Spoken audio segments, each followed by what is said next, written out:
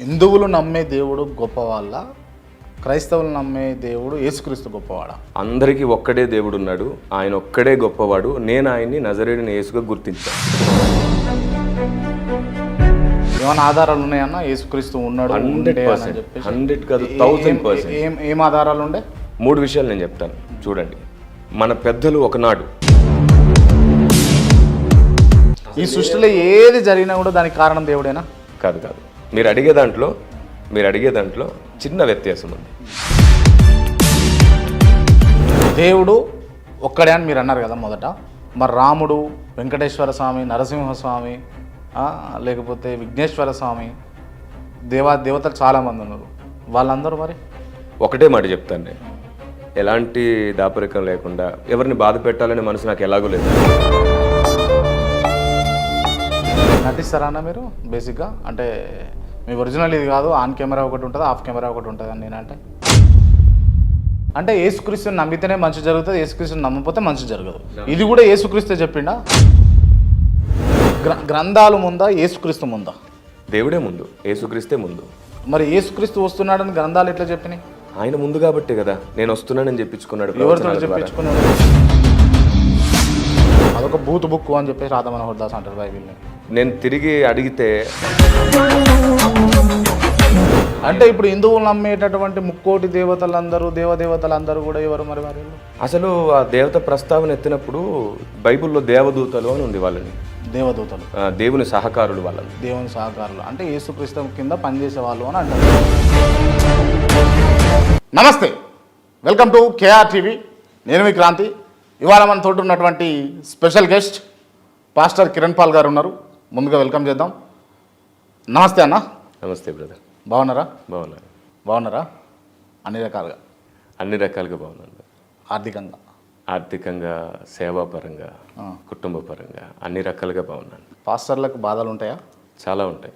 వ్యక్తిగతంగానా లేకపోతే సమాజం పరంగానా? అన్ని విధాలుగా ఉంటాయి. అన్ని విధాలు కూడా బాధలు ఉన్నాయా? ఉన్నాయి. మరి బాగున్నా అని చెప్పారు. నేను చేస్తున్న ఈ పని చాలా సంతృప్తినిస్తుంటుంది నాకు. అందరికీ మేలు చేస్తూ నేను బాగున్నాను. పర్సనల్గా ఇబ్బందులు అయితే ఉన్నాయి? ఇబ్బందులు అయితే ఖచ్చితంగా ఉంటాయి. ఎవరైనా మీ దృష్టిలో ఈ సమస్త సృష్టికి కారకులు ఎవరు? ఈ సమస్త సృష్టికి కారకులు ఎవరో చెప్పడానికి ముందు 3 విషయాలు చెప్తాను. ఒకటి, దేవుడు ఒక్కడే, అనేకులైతే కాదు. పైగా దేవుడు పురుషుడు. ఈ మాట శుక్లయజుర్వేదం చెప్పింది.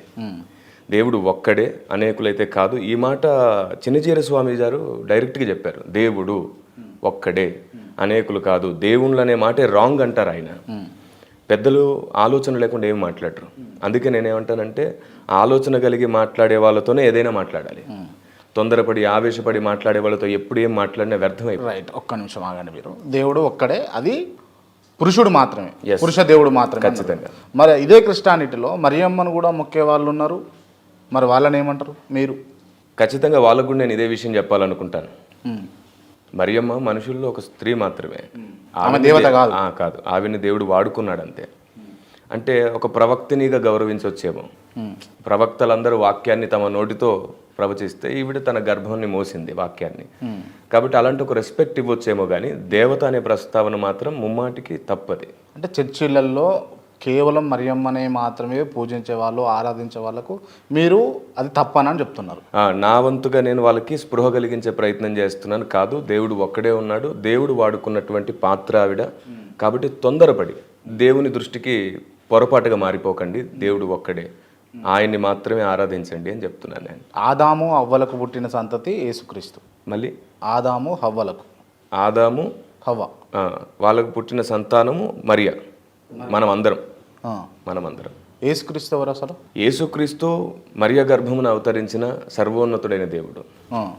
అందుకే నేను అంటాను, ఆయన కేవలం మరియా గర్భంలోనే ఎందుకు పుట్టాలనుకున్నాడు యేసుక్రీస్తు? ఎందుకంటే యెషయా భక్తుడని, యెషయా ప్రవక్త అని ఒక ఆయన ఉన్నారు. ఆయన ముందుగానే ప్రవచించారు, కన్యక గర్భవతి అయి కుమారుని కనును అని. ఇప్పటికీ కూడా కన్యసుతాయ నమః అంటూ మన గుడుల్లో కూడా తప్పకుండా ఆ మాటని ఉచ్చరిస్తారు. పంచగాయాయ నమః అనే ప్రస్తావిస్తారు కదా. కాబట్టి కన్యక పుట్టడం, 5 గాయాలు పొందడం, మన కొరికే మరణించి తిరిగి లేవడం, ఇలాంటివి ఎన్నో సంగతులు మన పెద్దలు నమ్మారు. మన పెద్దలు నమ్మిన దాన్ని కరెక్ట్గా ఆలోచిస్తే ఈ వివాదాలు ఏముండవు. అందుకే నేనేమంటున్నానంటే దేవుడు ఒక్కడే, ఆ ఒక్కడే సమస్త సృష్టిని చేశాడు. చూడండి, భూమికి ఒకటే సూర్యుడు, ఒకటే చంద్రుడు. నన్ను మీరు కిరణ్ పాల్ గారు మీ నాన్నగారులు ఎంతమంది అని అడిగితే అస్సలు బాగోదు. ఎందుకంటే ఎవరికైనా నాన్న ఒక్కడే, అమ్మ ఒక్కతే. అదే నిజమైతే ఈ సమస్త సృష్టికి దేవుడు ఒక్కడే. నా సమస్త పరిశోధనలో తపస్సమానమైన నా కృషిలో నేను అందరి దగ్గర తెలుసుకున్నాను, ఎందరో పెద్దల ఆలోచన నేర్చుకున్నాను. ఇటు క్రైస్తవుల్లోనూ హైందవుల్లోనూ అందరి దగ్గర ఉన్నటువంటి జ్ఞానాన్ని గమనించాను. నేను నా పసితనం నుంచి ఇప్పటి వరకు చాలా సంస్కారాన్ని నేర్చుకున్నాను. ఇదంతటిలో నేను చాలా దగ్గరగా ఎక్స్పీరియన్స్గా కూడా అనుభవించాను. ఏమిటంటే ఆయన పేరు నజరేయుడైన యేసు, సమస్త సృష్టిని చేసిన వాడు. మన పెద్దలు కూడా ఆయన్నే వెతికారు, మన పెద్దలు కూడా ఆయన కోసం ఎదురు చూశారు. ఏమైనా ఆధారాలు ఉన్నాయన్నా యేసుక్రీస్తు ఉన్నాడు? 100% కాదు, 1000%. ఏం ఆధారాలు ఉండే? 3 విషయాలు నేను చెప్తాను. చూడండి, మన పెద్దలు ఒకనాడు, అంటే ఈ పురాణాలు ఇవన్నీ మనం తీసుకున్నప్పుడు చాలా క్లమ్జీ అవుతుంది. మనం ఒక్కసారిగా వెనక్కి వెళ్ళిపోదాం. ఓకే. ప్రారంభంలో ఓ దేవుడా నీవెవరు అని వెతికారు మన వాళ్ళు. ఇది భారతదేశం. అలాగే ప్రతి దేశంలో ఉన్న వాళ్ళు కూడా దేవుడా నువ్వెవరు అని వెతికారు. ఎందుకంటే భూమికి మధ్యలో నుండి ప్రజల్ని దేవుడు చెదరగొట్టాడని బైబిల్ చెప్పింది. అందుకే మన మూలాలన్నీ భూమికి మధ్యలోనే ఉన్నాయని ఇటీవలి కాలంలో TV9 నుంచి కూడా DNA సర్వే ప్రస్తావన వచ్చినప్పుడు మనందరి మూలాలు భూమికి మధ్యలో ఒకచోటే ఆఫ్రికా ఖండానికి సెలెక్ట్ అవుతున్నాయి, సూట్ అవుతున్నాయి. ఈ జన్యులన్నీ కూడా అక్కడే సెట్ అవుతున్నాయి అంటూ ఒక న్యూస్ ప్రాపగండా అయింది. అది సైంటిస్టులు నిరూపిస్తున్నారు. కాబట్టి మనందరి మూలాలు భూమికి మధ్యలో నుండి ప్రారంభమయ్యాయి. భూమికి మధ్యలో నుండి ప్రజలు చెదరగొట్టబడ్డారు. ఆర్కియలాజికల్గా కూడా వీటికి తప్పక ఖచ్చితమైన ఆధారాలు ఉన్నాయి. నేనేమంటున్నా అంటే, నీ పేరు బ్రదర్? ప్రణీత్ ఉన్నాడు కదా, ప్రణీత్కి ఇదంతా వ్యవస్థ అంతా మీరు రూపొందించారు. ఇది వ్యవస్థ. మనం ఇక్కడ ఇది కిచెన్ ఉంటుంది, ఇక్కడ బెడ్రూమ్ ఉంటుంది, ఇక్కడ మనము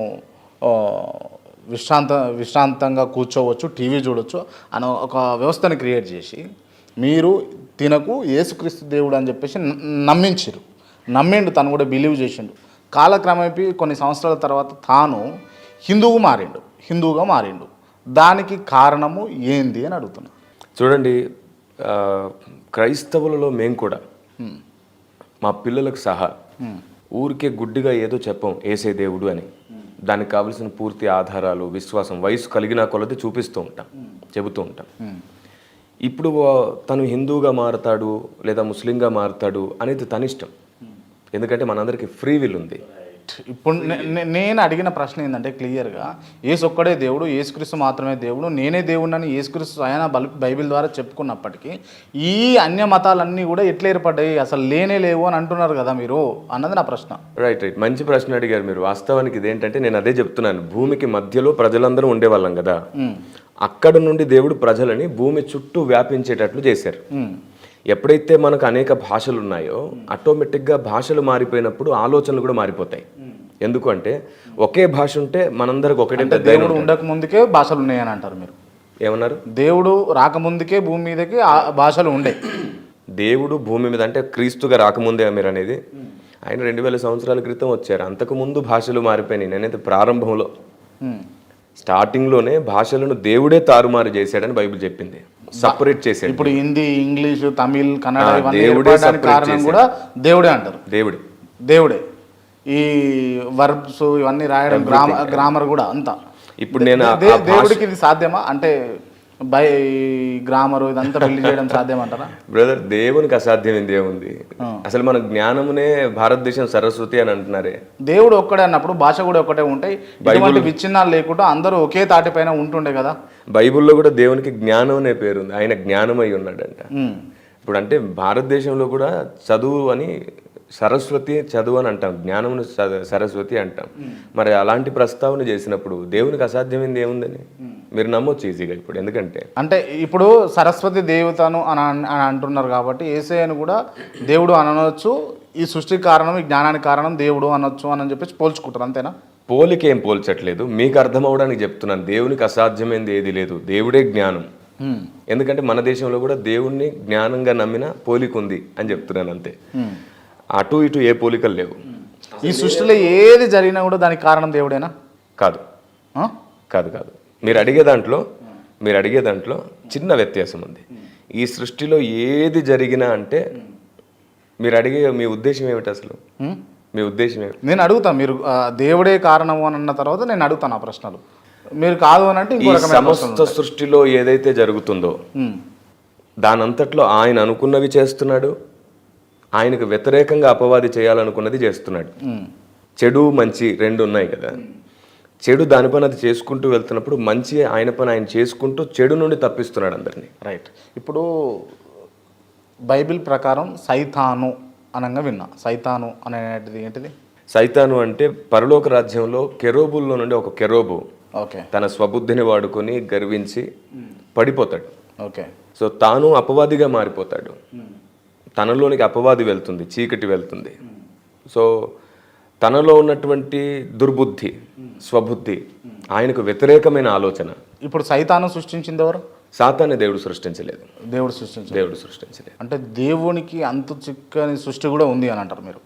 దేవునికి అంతు చిక్కని కాదు, దేవునికి తెలుసు. దేవునికి తెలుసు. అందుకే ఈ విషయం పైన ఎంత పెద్ద ఇష్యూ అంటే దేవుడు సాతాన్ని చేశాడు అని ఒప్పుకుంటే అసలు ఈ సమస్యకు దేవుడే కారణం అనాలి. ఒకవేళ సమస్యకు దేవుడే కారణం అయితే అసలు దేవుడే ఫస్ట్ శిక్షించబడాలి. మరి దేవుడే ఫస్ట్ శిక్షించబడితే కాపాడేది ఎవరు? కాబట్టి దేవుడు అపవాదిని చేయలేదు. అపవాది తనంత తానే ఏర్పడ్డా? దేవుడు చెయ్యక ముందు నుంచే, దేవుడు చెయ్యకుండానే అపవాది ఉన్నాడు. దేవుడు చేయకముందుకే ఈ లోకంలో సృష్టి ఉంది అని అంటారు మీరు? లేదు, దేవుడే ఈ సమస్త సృష్టిని చేశాడు. మరి అపవాది అని అంటున్నటువంటి సైతాను ఎట్లొచ్చిండు? ఇప్పుడు మీరు అడుగుతున్న ఈ ఇష్యూ ఎంత పెద్దదంటే, ఎంత పెద్ద వివాదాస్పదమైన ప్రశ్న అడిగారంటే మీరు, నా దగ్గర ఆన్సర్ లేదని కాదు. దీని మీద నేను గడిచిన 16 సంవత్సరాలుగా నేను మాట్లాడుతున్నాను. చెప్పండి, ఇటువంటి ఆన్సర్లు తెలుసుకోవడం కోసమే ఇంటర్వ్యూ. మీరు ప్రతిదీ ఉన్నట్టు క్లియర్గా అందరికీ అర్థమయ్యే రీతిలో చెప్తారు కాబట్టి నేను మిమ్మల్ని ఇంటర్వ్యూ చేయాలనుకున్నాను. చూడండి, 3 విషయాలు చెప్తాను. శిష్యునికి చెప్పాల్సింది శిష్యుడికే చెప్పాలి, సమాజానికి చెప్పాల్సింది సమాజానికి చెప్పాలి, అంతే కదా. ఇది కాకుండా అటు ఇటు మారినా సరే వివాదాలు చెలరేగిపోతుంటాయి. విద్య నేర్చుకుని గురుకులాలు ఉండేవి. గురుకులాల్లో గురువు గారు అందరికీ అన్ని చెప్పేవాడు కాదు, అన్ని రకాలుగా పరీక్షించిన తర్వాత చెప్పేవాడు. ఎందుకు అంటే దానివల్ల లోక కళ్యాణం జరుగుతుంది, సమాజానికి మేలు జరుగుతుంది అని. ఇప్పటికీ నేను ఒక సలహా ఇస్తాను, కేఆర్ టీవీ ద్వారా ఒక సలహా ఇవ్వాలనుకుంటున్నాను క్రైస్తవ సమాజానికి. నా ప్రియ అన్నదమ్ములందరికీ చెప్తున్నాను ఏమిటంటే, చర్చెస్లో జరుగుతున్న ప్రతి ఆరాధనని లైవ్ ఇవ్వడం ద్వారా, అంటే ప్రతి మాట లైవ్లో పలకడం ద్వారా అనేక రకాల విపరీతాలు వస్తున్నాయి, అపార్థాలు అవుతున్నాయి. సంఘానికి చెప్పాల్సింది సంఘానికి చెప్తే సంఘం అర్థం చేసుకుని సమాజానికి చెప్తుంది. బైబిల్లో ఉంటుంది, పరమగీతములలో నా ప్రియుడు నాతో మాట్లాడుచున్నాడు అని అంటూనే ఇప్పుడు నా ప్రియుడు నీతో మాట్లాడుతున్నాడు, మీ అందరితో మాట్లాడుతున్నాడు అనే ప్రస్తావన కూడా చేస్తుంది. 2 వర్షన్స్ ఉన్నాయి. కాబట్టి దేవుడు సంఘంతో మాట్లాడేది ఉంది, సంఘం సమాజంతో మాట్లాడేది ఉంది. సో ఇలాంటి ఒక టాపిక్ మీద ఒక్క మాటలో చెప్పే టాపిక్ కూడా కాదు, నేను దీని మీద సపరేట్గా ఒక పుస్తకమే రాస్తున్నాను. రైట్. ఈ సంఘం సమాజం నాకు అర్థం కావు, ఈ చూస్తున్న ప్రేక్షకులకు కూడా అర్థం కావడానికి టైం పడుతుంది. సో విషయం ఏంటంటే సైతాన్ ఎట్లా ఏర్పడ్డాడు, ఒక్క మాటలో చెప్పండి అన్న. ఆ ఒక్క టాపిక్ మీకు అర్థం అవడానికి ముందు ఫస్ట్ దేవుడు ఒక్కడున్నాడని మీరు నమ్మాలి ఫస్ట్. ఇప్పుడు సృష్టికి అంతా కారణము యేసుక్రీస్తే అన్నప్పుడు, యేసు ప్రభువే అన్నప్పుడు, ఇక ఈ సృష్టిలో ఉన్నటువంటి సైతాను ఏర్పడడానికి ఈ యేసుక్రీస్తు కారణం ఎందుకు కాడు అన్నది నా ప్రశ్న. అదే చెప్తున్నాను నేను. కెరోబులను, దేవదూతలను, అందరినీ, మనుషుల్ని దేవుడు సృష్టించాడు, ఖచ్చితంగా దేవుడు సృష్టించాడు. కానీ ఈ కెరోబులో నివాసం చేస్తున్నటువంటి స్వబుద్ధి, మనందరికీ ఫ్రీ విల్ ఉందండి. సహజంగా చెప్తున్నాను, మనందరికీ ఫ్రీ విల్ ఉంది, స్వేచ్ఛా హృదయం ఉంది. దీనికి సంస్కారం నేర్పిస్తే మంచి జరుగుతుంది, సంస్కారం నేర్పించకపోతే చెడు జరుగుతుంది. మన సమాజంలో చూస్తున్నాం, సంస్కారహీనంగా ప్రవర్తించేవారు ఎంతోమంది ఉన్నారు. సో చెడు ఎక్కడి నుంచి పుడుతుందంటే బుద్ధి చెడిపోగానే చెడు పుడుతుంది, ఫ్రీ విల్. బైబిల్ కూడా ఈ విషయాన్ని చాలా స్పష్టంగా చదివిస్తుంది.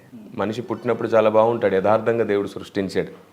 కాలక్రమేపీ మనిషి చెడిపోతున్నాడు. కారణం జన్మతః పాపం ఉంటుందా మనిషికి? ఖచ్చితంగా ఉంటుంది, జన్మతః ఖచ్చితంగా ఉంటుంది. మరి స్పష్టంగా సృష్టించండు, స్వచ్ఛంగా సృష్టించండు దేవుడు అని మీరే అన్నారు ఇందాక.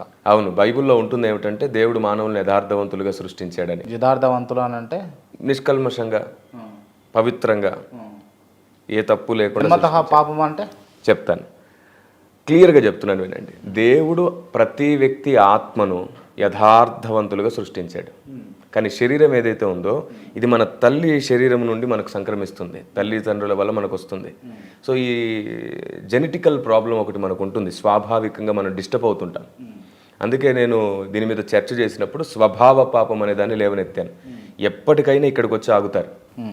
చూడండి, జన్మపాపం లేదు లేదు లేదు అనే సహోదరులు కూడా, ఏమండి మీ అబ్బాయి ఏంటండి ఎవరిలా ప్రవర్తిస్తున్నాడు అని అడిగితే, అచ్చం మా ఆవిడ పోలికే, అచ్చం మా నాన్న పోలికే, మా తాత పోలికే, వీళ్ళలాగే ప్రవర్తిస్తాడు అంటారు. చూడండి, జెనెటికల్గా ఒక తల్లి తండ్రి నుంచి వచ్చినప్పుడు ఖచ్చితంగా తల్లి కొన్ని స్వభావాలు వస్తాయి, తండ్రి కొన్ని వస్తాయి.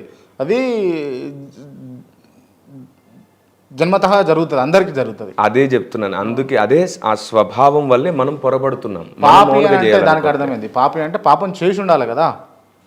పాపానికి జన్మతః వచ్చినటువంటి ఆలోచనలకు లేకపోతే ప్రవర్తనకు సంబంధం ఏమున్నది?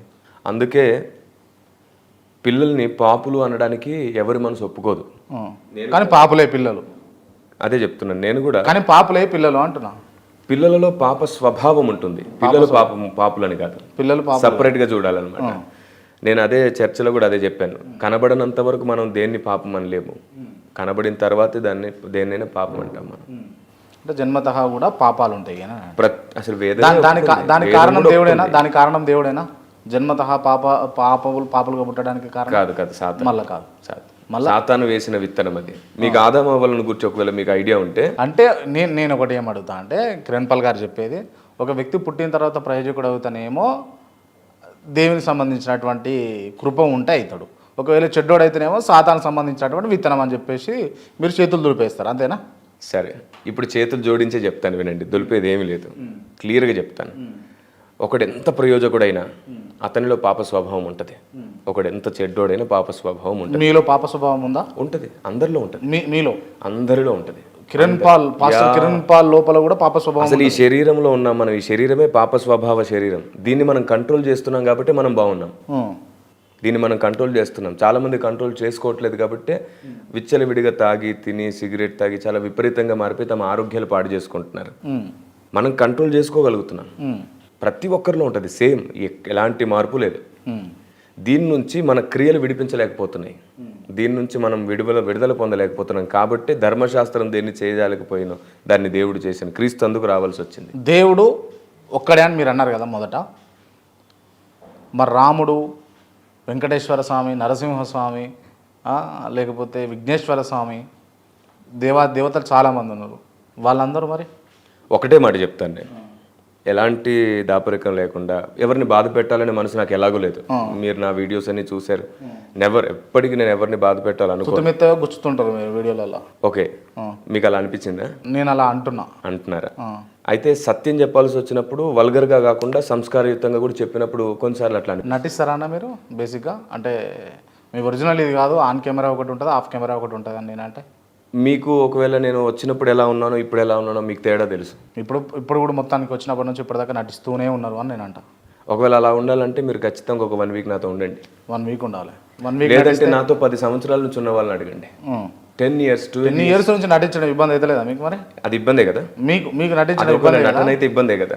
ఇబ్బంది అవుతుంది కదా. ఇబ్బంది అయినా నటిస్తున్నారు కదా అంటున్నా. అది నటన కాదు కాబట్టి బ్రతకగలుగుతున్నాను. నటన కాదు. ఎందుకంటే 12 సంవత్సరాల నుంచి ఒక వ్యక్తి ఇంత సంస్కారయుతంగా ఉండలేరు. ఉన్నారు కాబట్టి మీరు పాస్టర్ అయ్యారు. హీరోని చూడండి, ఒక్కసారి కెమెరా నుంచి బయటకు వచ్చిన తర్వాత ఆ మూడు నుంచి బయటకు వచ్చేస్తాడు. ఎందుకంటే జీవితం నటించడం కుదరదు. మన చుట్టూ ఎన్నో బాంధవ్యాలు. ఇలాంటి పాస్టర్లు చాలా మంది నటనకు లోబడి ఉన్నారు అని అంటే నెవర్.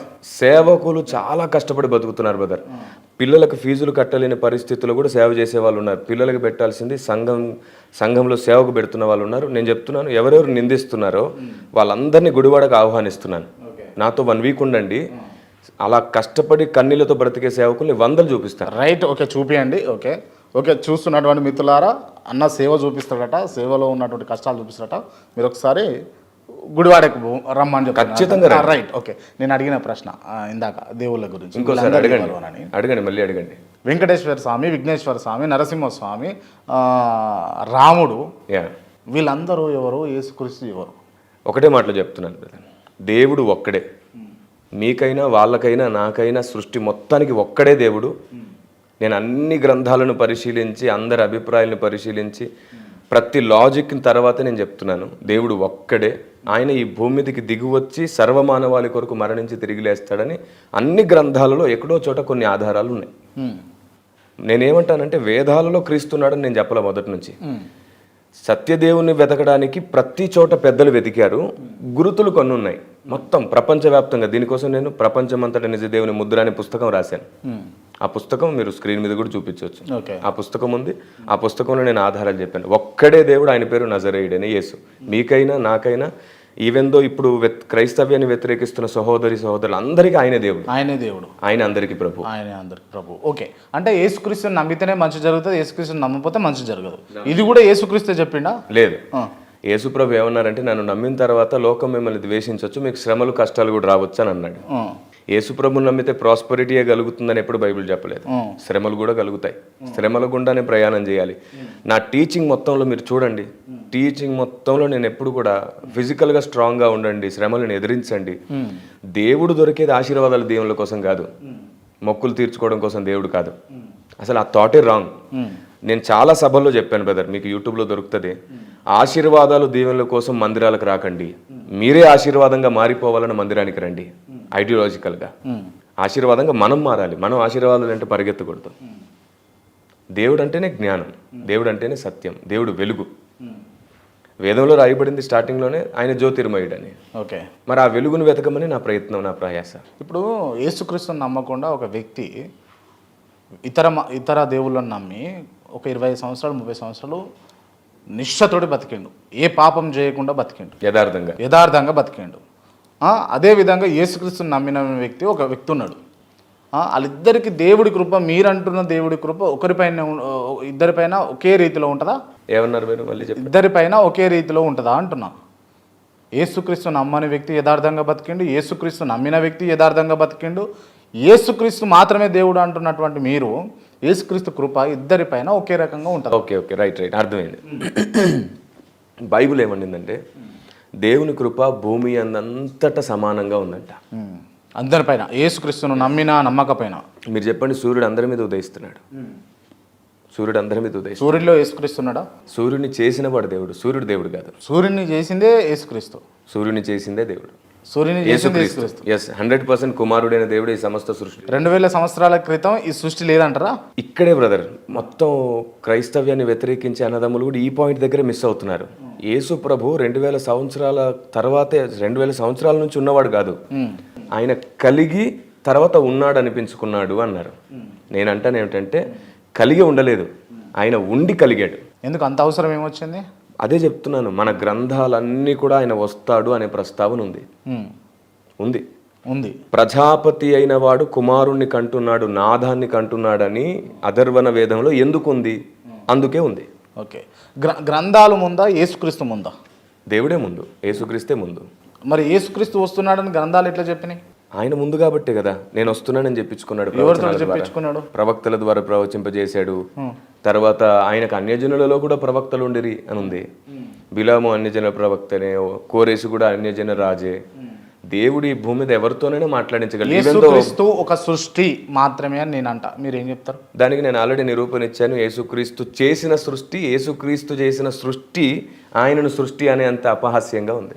యేసుక్రీస్తే సృష్టి అని అంట నేను అదే అంటున్నాను. యేసుక్రీస్తు చేసిన సృష్టి ఆయన్ని సృష్టి అంటుంది అంటాను నేను. యేసుక్రీస్తే ఈ సృష్టిని సృష్టి చేస్తే ఈ సృష్టి మళ్ళీ యేసుక్రీస్తునే సృష్టి అంటుంది. సైన్స్ అదే అంటుంది కదా అన్న. ఇదంతా అంటే మీకు ఒక్కొక్కసారి ఆలోచిస్తుంటే తీవ్రంగా ఇదంతా కొంచెం అంటే క్లమ్జీగా జిగ్జాగ్ అనిపించదా?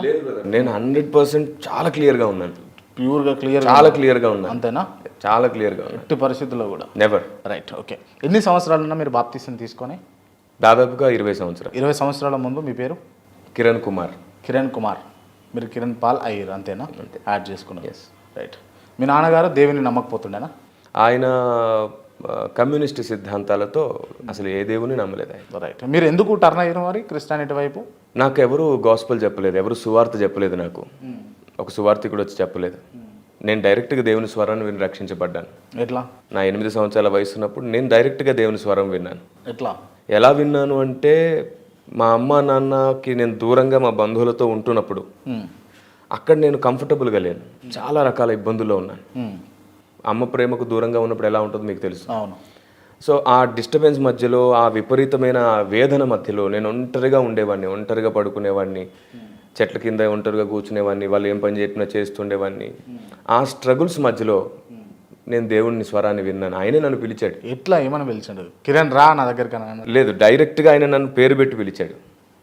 అమ్మ పిలిస్తే ఎలా ఉంటుందో, నాన్న పిలిస్తే ఎలా ఉంటుందో అలాగే ఉంటుంది.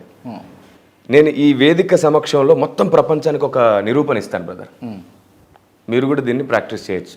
సరే, జస్ట్ 1 month, 30 రోజులే యథార్థంగా ఏ దేవుని పేరు ఎత్తొద్దు, ఏ చర్చికి వెళ్ళొద్దు, ఏ మసీదుకి వెళ్ళొద్దు, ఏ గుడికి వెళ్ళొద్దు, ఏ రూపం తలుచుకోవద్దు, ఏ పేరొద్దు.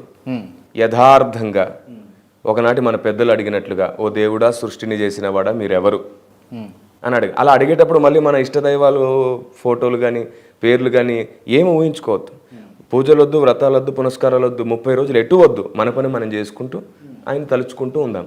సృష్టిని చేసిన దేవుడా, మనుషుల్ని చేసిన దేవుడా మీరెవరు అని అడగండి చాలు, తనే వస్తాడు అంటారు. 30 రోజుల్లో ఏదో ఒక రూపంలో మనకు అర్థమవుతాడు. ఖచ్చితంగా అర్థం. అదే అర్థమైపోతాడు అంట. Damn sure. మీకు అర్థమైందా? నేను అదే చెప్తున్నాను. చాలా మీకు పిలుపు మాత్రం వినబడ్డదా? యేసుక్రీస్తు కనిపించండా మీకు? లేదు, స్వరం విన్నాను. స్వరం విన్నారంతే. ఒకవేళ యేసుక్రీస్తు ఉంటాడు అని అనుకుంటే ఎట్లుంటుండొచ్చు మీకు తెలిసి? నేను దర్శనం ద్వారా అంటే మ్యాక్సిమం చాలామందికి డైరెక్ట్గా చూడడం అనే ప్రస్తావన కంటే కూడా విజన్ త్రూ చాలాసార్లు జరుగుతుంటుంది. ఇప్పుడు కళలో మనకు చాలామంది కనబడుతున్నట్టుగా విజన్ అనేది ఒకటి ఉంది, దర్శనం అనేది ఒకటి ఉంది. హైందవులు కూడా దీన్ని ఎవరు తృణీకరించారు, ఎందుకంటే అందరికీ దర్శనం అంటే ఏంటో తెలుసు, విజన్ అంటే ఏంటో తెలుసు. కాబట్టి నేను విజన్ త్రూ చాలాసార్లు ఆయన వెలుగు రూపంలోనే చూశాను. వెలుగు రూపంలో చూసి ఆయన వెలుగు ఇట్లా ముక్కు, కళ్ళు, మూతి, చెవులు. ఇప్పుడు ఎలా అర్థం చేసుకోవాలంటే ఆయన మనల్ని తన స్వరూపంగా తన పోలికగా చేశాడు. ఈ మాట బైబిల్ చెప్పింది. ఇప్పుడే అర్థమవుతుంది ఆయనలా చేశాడంటే మనలాగే ఆయన ఉంటాడని. కేవలం మనుషులను మాత్రమే దేవుడు సృష్టించా, జంతువులను లేకపోతే పక్షులను, ఈ చెట్లను, వీటన్నిటి మొత్తం ప్రాణకోటిని, సర్వ ప్రాణకోటిని సృష్టించింది ఆయనే. ఎందుకు సృష్టించింది అంటారు మీరు? మనకు సహాయంగా ఉండడానికే. మనల్ని ఎందుకు సృష్టించాడు? అసలు సృష్టి ఎందుకు, సహాయం ఎందుకు, ఇదంతా ఎందుకు అని అంటే ఇది కదా అద్భుతమైన సువార్త. మంచి ప్రశ్న అడిగారు మీరు. మరి చెప్తాను వినండి. దేవుడు వాస్తవానికి ప్రేమ అయి ఉన్నాడు. ప్రేమ అనేది ఖర్చు అయితే తప్ప ఎప్పుడు వ్యక్తం అవ్వదు. వ్యక్తం అవ్వాలంటే వ్యక్తులు కావాలి. సో ఆయనతో సదాకాలం ప్రేమ పంచడానికి కొందరు ఉండాలని మనల్ని కన్నాడు ఆయన. కన్న తర్వాత ఆయనకు తెలుసు, ఆయనకు క్లియర్గా తెలుసు ఈ సృష్టి ఇట్లా విచ్ఛిన్నం చేస్తూ ఉన్నా, భాషలు ఏర్పరుస్తూ ఉన్నా, విభేదాలు వస్తాయి, కొట్టుకదొస్తారు. హిందూయిజం అని, క్రిస్టియనిజం అని, ఇంకొక ఇజం అని ఇట్లా కొట్టుకదొస్తారు. ఇదంతా వద్దు, అందరినీ ఎటువంటి చెడు ఆలోచన లేకుండా చేస్తా, వీళ్ళకి ఏ ఇబ్బంది కలగకుండా చేస్తా, అందరికి సమానమైన డబ్బులు ఇస్తా, అందరికి సమానమైనటువంటి తెలివిని ఇస్తా అని చెప్పేసి ఎందుకు సృష్టిని ఏర్పరచలేకపోయాడు? దేవుడు ఒక చిటికేస్తే మీరు అన్నట్టు అన్ని మార్చగలడు. ఆయనకు అసాధ్యమైంది ఏదీ లేదు. కానీ దేవుడు ఈ భూమి మీద న్యాయము, అన్యాయము, ధర్మము, అధర్మము, మంచి, చెడు మనకు విచక్షణ కలగనిచ్చిన తర్వాత ఆయనతో పాటు సదాకాలం ఉండనిస్తాడు. విచక్షణ లేని ఎవరు కూడా నిత్యత్వం దేవునితో ఉండడం కుదరదు. అంటే ఇప్పుడు దొంగలు, రౌడీలు, అత్యాచారులు వీళ్ళంతా కూడా మీరు అంటున్నట్టు తర్వాత దేవుడి దగ్గర పోనీకి ఉండదు అంటారు, అంతేనా? బైబిల్ అయితే అలాగే చెప్పింది. దేవుడి దగ్గరికి పోనీకనంటే దేవుడు ఎక్కడ ఉన్నాడు? మారు మనసు కావాలి, ఖచ్చితంగా మారు మనసు. అంటే నేను చేసింది ఇప్పుడు నా ప్రశ్న ఏంటంటే దేవుడు ఎక్కడ ఉన్నాడు? ఇప్పుడు యాజ్ ఆఫ్ నౌ ఇక్కడ ఉన్నాడా? ఉన్నాడు. మన మధ్యలో ఎక్కడ 2-3 ఉంటే అక్కడ ఉంటానన్నాడు. ఇప్పుడు నేను ప్రభువా నాతో ఉండు అని అంటే ఖచ్చితంగా ఉంటాడు. ఉంటాడు పక్కా. కనిపిస్తాడా ఇప్పుడు కూడా? ఎట్లా కనిపిస్తాడు బ్రదర్? దేవుడు కనిపించేవాడైతే అందరికీ నాస్తికులు ఉండరు. ఇంకా ఆయన ఎందుకు కనబడట్లేదంటే బైబిల్ ఏమంటుందంటే హృదయ శుద్ధి గల వారు ధన్యులు, వారు దేవుణ్ణి చూస్తారని అన్నాడు. సో ఆయన కనబడాలనుకుంటే కనబడతాడు, మనకు కనబడు అంటే కనబడ్డాడు. Okay, right. ఇప్పుడు ఒకవేళ పాస్టర్లు కావచ్చు, క్రిస్టియానిటీలో ఉన్నటువంటి వ్యక్తులు కావచ్చు, చనిపోయిన తర్వాత ఎక్కడికి పోతారన్నా? దేవుని దగ్గరికి వెళ్తారు, పరదేశికి. నిజంగా అది ఉంటుందా మీరు అనేది? ఖచ్చితంగా ఉంది. మీరనే పరదేశి ఉంటుంది అంటారు. అక్కడ ఏం జరుగుతుంటుంది మీ ఊహ? భక్తులందరూ విశ్రాంతిలో ఉంటారు, దేవుని స్తుతిస్తూ ఉంటారు. శరీరాలు ఉండయి, మహిమ శరీరంతోనే ఉంటారు. మహిమ శరీరం అంటే చనిపోయిన తర్వాత వాళ్ళ ఆత్మలు అక్కడ ఉంటాయి, అంతే. ఆత్మలు ఉంటాయి, అంతే. ఓకే. ఆత్మలు భూమి మీదకి రానికుంటుందా? లేదు. ఒక్కసారి మనిషి చనిపోతే దయ్యం అవ్వడానికి ఉండదు, పరదేశికి వెళ్ళిన వాడేమో తిరిగి రావడానికి ఉండదు. ఈ చనిపోయిన వాళ్ళు దయ్యాలు అవ్వట్లా, పడిపోయిన దేవదూతలే ఆ రూపం ధరించుకొని మనుషుల్ని భ్రమ పెడుతున్నాయి. చనిపోయిన వాళ్ళ దయాలైతే దేవుడు చేతగాని వాడు అవుతాడు, బంధించడం చేతగాక బయటికి వదిలేసినట్టు అవుతాడు. ఎందుకు చంపుతున్నాడు? ఎందుకు సృష్టించిన దేవుడు ఎందుకు చంపేస్తాడు దేవుడు? మళ్ళీ తర్వాత ఎందుకు మళ్ళీ పరదేశికి తీసుకొని పోతాడు దేవుడు? అదే చెప్పాను నేను మీకు. ఈ భూమి మీద దేవుడు మనుషులందరినీ సృష్టించింది ఆయన ప్రేమించడానికి ఒకటి, రెండవది న్యాయమును ధర్మమును నేర్పించడానికి. ఎందుకంటే ఇదంతా ఒక గేమ్. గేమ్ అంటే కంటే కూడా వ్యూహం అంటే ఎంత బాగుంటుంది. ఏం వ్యూహం, ఏం లాభం? ఇప్పుడు కిరణ్ పాల్ గారు మీరు ఉన్నారు, మీరు సృష్టింపబడ్డాడు దేవుడి చేతనే అని చెప్పేసి మీరు బలంగా నమ్ముతున్నారు. మీ వల్ల ఈ సొసైటీకి ఏం లాభం, మీకేం లాభం అని నా ప్రశ్న. చూడండి, ఇప్పటి వరకు నా వల్ల చాలామంది చనిపోయే స్టేజ్కి వెళ్ళిన వాళ్ళందరూ కూడా తిరిగి ఆత్మహత్య చేసుకోకుండా బ్రతికిన వాళ్ళ ఫ్యామిలీస్ బోల్డ్ అన్ని. రైట్. ఏ దేవుణ్ణి నమ్మకుండా ఓన్లీ మోటివేషన్ స్పీకర్గా ఉన్నటువంటి బిఆర్ షఫీ లాంటి వాళ్ళు, కొంతమంది కళ్యాణ్ లాంటి వాళ్ళు, ఇంకొంతమంది నాకు తెలిసినటువంటి కృష్ణారెడ్డి ఉన్నాడు, లేకపోతే ఇంకొక ఆయన ఉన్నాడు, వీళ్ళు కూడా మోటివేషన్ చేస్తూ చాలామందిని కూడా బతికిస్తున్నారు. మరి వాళ్ళకి మీకు తేడా అయింది? మీరు అడిగిన ప్రశ్న ఏమిటంటే మీ వల్ల ఏంటి లాభం సమాజానికి అని. నేను అదే చెప్తున్నాను. చాలామంది బ్రతకడంతో పాటు సత్యమేదో అది అందించే ప్రయోజనం జరుగుతుంది నాకు. మీరు అందించేది సత్యమని మీరు భ్రమలో ఉన్నారని నేను అంటా. నిరూపిస్తాను. ఎట్లా? ఖచ్చితమైన ఆధారాలతో, ఖచ్చితమైన ఆలోచనతో సమాజానికి దాన్ని నిరూపించి చెబుతాను. చూడండి, ఏది సత్యమో తెలుసుకోవాలి అనే మనసున్న వ్యక్తి దగ్గర ఏదైనా మనం చెప్పొచ్చు, కానీ ఏది చెప్పినా ఇది నమ్మను అనుకునే వ్యక్తితో ఏం చెప్పలేము. మన రాధా మనోహర్ దాస్ గారు లాంటి వాళ్ళతో. రైట్. రాధా మనోహర్ దాస్ గారి గురించి తీసుకొచ్చారు కాబట్టి నిజంగా బైబిల్లో బూతులు ఉంటాయా లేవా? మీరు ఒప్పుకోండి. లేవు బూతులు ఒక్కటి కూడా. రాధా మనోహర్ దాస్ గారు చెప్పేది అసలు బూతే కాదు, అదొక బూత్ బుక్ అని చెప్పేసి రాధా మనోహర్ దాస్ అంటారు బైబిల్ని. నేను తిరిగి అడిగితే ఆయన తన పురాణాల్లో చాలా విషయాలు చదవలేడు. స్వయంగా ఆయన సవాల్ విసిరేంటంటే మీ భార్య పిల్లలతో కూర్చొని బైబిల్ని చదవగలుగుతారు ఆయన దేని గురించి చెప్తాడో దాని మీద నేను ప్రసంగం చేయిస్తాను నా భార్యతో. నా భార్యతోనే కాదు, క్రైస్తవులు అందరూ దానిలోని అంతరార్థాన్ని కూడా బోధిస్తారు. బూతులే ఉంటాయి, కానీ నేను చూపించే దాంతో ఆయన చెప్పించగలడా? ఏం చూపిస్తారు మీరు? ఇప్పుడు ఆయన ఏదైతే నాకు చూపిస్తాడో బైబిల్లోంచి అలాంటిదే నేను వేదాల్లోంచి పురాణాల్లోంచి తీసి చూపిస్తాను. ఏమండి దీన్ని మీరు యాజ్ ఇట్ ఈజ్గా చదివి చూపించండి అని చూపించగలడా? నేనేం నమ్ముతానంటే, అదే చెప్తున్నాను, నేనేం నమ్ముతానంటే ఏది ఉన్నా సరే దాని వెనకాల ఏదో అంతరార్థం ఉంటుంది. అంటే ఫిగరేటివ్గా చెప్తారు మన వాళ్ళు, ఫిగరేటివ్గా మాట్లాడతారు, దాని వెనకాల ఏదో పరమార్థం ఉంటుంది. అది నేర్పించడానికి ఆ ప్రస్తావన చేస్తారే కానీ రియల్గా అక్కడ జరిగింది అని కూడా కాదు. బైబిల్ గ్రంథంలో కొన్ని విషయాలను చూపించి ఇక్కడ లోతు తన పిల్లలతో ఇలా చేశాడు అలా చేశాడు అసలు సరిగ్గా చదవాలి. అక్కడ ఉన్నది వేరు. లోతుకు వాళ్ళు ద్రాక్షరసం తాగిచ్చి అతడు మత్తుడై ఉన్నప్పుడు వీళ్ళు చేసిన అవివేకమైన కార్యం అది. లోతు ఆ పని చేయనేలేదు, కానీ లోతు చేశాడు అంటున్నారు. అతనికి తెలియనే లేదని బైబిల్ సెలవిస్తుంది. ఇట్లాగా లేని నిందలు మాత్రమే వేస్తున్నారు. అందుకే చెప్తున్నాను, ఆయన ఒకటి చెప్తే నేను ఒకటి చెప్తాను. ఆయన ఒకటి చెప్తే మీరు ఒకటి చెప్పి కిటిల్ చేసుకోవడం కేవలం ఒకటే ఆయనకు అర్థం అవడానికి చెప్పడానికి ఇవ్వండి. దాని వెనకాల పరమార్థం ఉంటుంది. మీరు అలాగే వ్యంగ్యంగా మాట్లాడితే ఎప్పుడైనా అపార్థమే అవుతుంది. నేను ఎప్పుడు ఆయన్ని తూలనాడింది లేదు, మీకు తెలుసు. ఎందుకంటే వయసులో పెద్ద ఆయన, కానీ ఆయన మాత్రం విపరీతమైన తూలనాడతారు, తొందరపడతారు. నేను ఇంతవరకు అంత వయసు వచ్చి తొందరపడే వ్యక్తుల్ని అంతగా చూడలే. ఆయన మరీ టూ మచ్. అఫ్ కోర్స్ ఆయన పొందిన గాయాలని బట్టి ఆయన అంత విపరీతంగా మాట్లాడతాడేమో, కానీ అది సంస్కారయుతంగా కూడా చేసుకోవచ్చు, సంస్కారయుతంగా కూడా మాట్లాడుకోవచ్చు. అంటే అందరికీ మీలాగా నటించడం సాధ్యం కాదు కదా సార్. ఇప్పుడు నేను నటిస్తున్నానని మీరు అనాలి అంటే కనీసం నాతో మీరు కొన్ని రోజులు గడిపితే మీరు అనొచ్చు ఇది నటన అని. ఇది నటన అప్పుడు అనొచ్చు అంట. నేను చూద్దాం. ఇప్పుడే మన ప్రస్తావన స్టార్ట్ అయింది కదా, నేను ఖచ్చితంగా ప్రేక్షకులకు జడ్జిమెంట్ అయితే ఇస్తాను. కిరణ్ పాల్ మంచి నటుడా కాదా అన్నది అయితే ఒక క్లియరెన్స్ అయితే చేస్తాను రానున్న రోజుల్లో. ఇవ్వండి. రైట్. క్రైస్తవ్యాన్ని అడ్డు పెట్టుకొని మీలాంటి పాస్టర్లు చాలా నీచమైన పనులు చేస్తూ ఉన్నారు అంటే లేదు లేదు ఎందుకు లేదన్నా లేదా చెప్పండి ఫస్ట్. లేదు నేను లేదా ఎందుకు లేదో కూడా చెప్తాను. నేను ఫస్ట్ చెప్తే మీకు క్లియర్ అవుతుంది. సరే చెప్పండి. ఈ ప్రశ్న మొత్తం సమాజానికి రాంగ్ ఇన్ఫర్మేషన్ తీసుకెళ్తుంది. నేను అదే చెప్తున్నాను.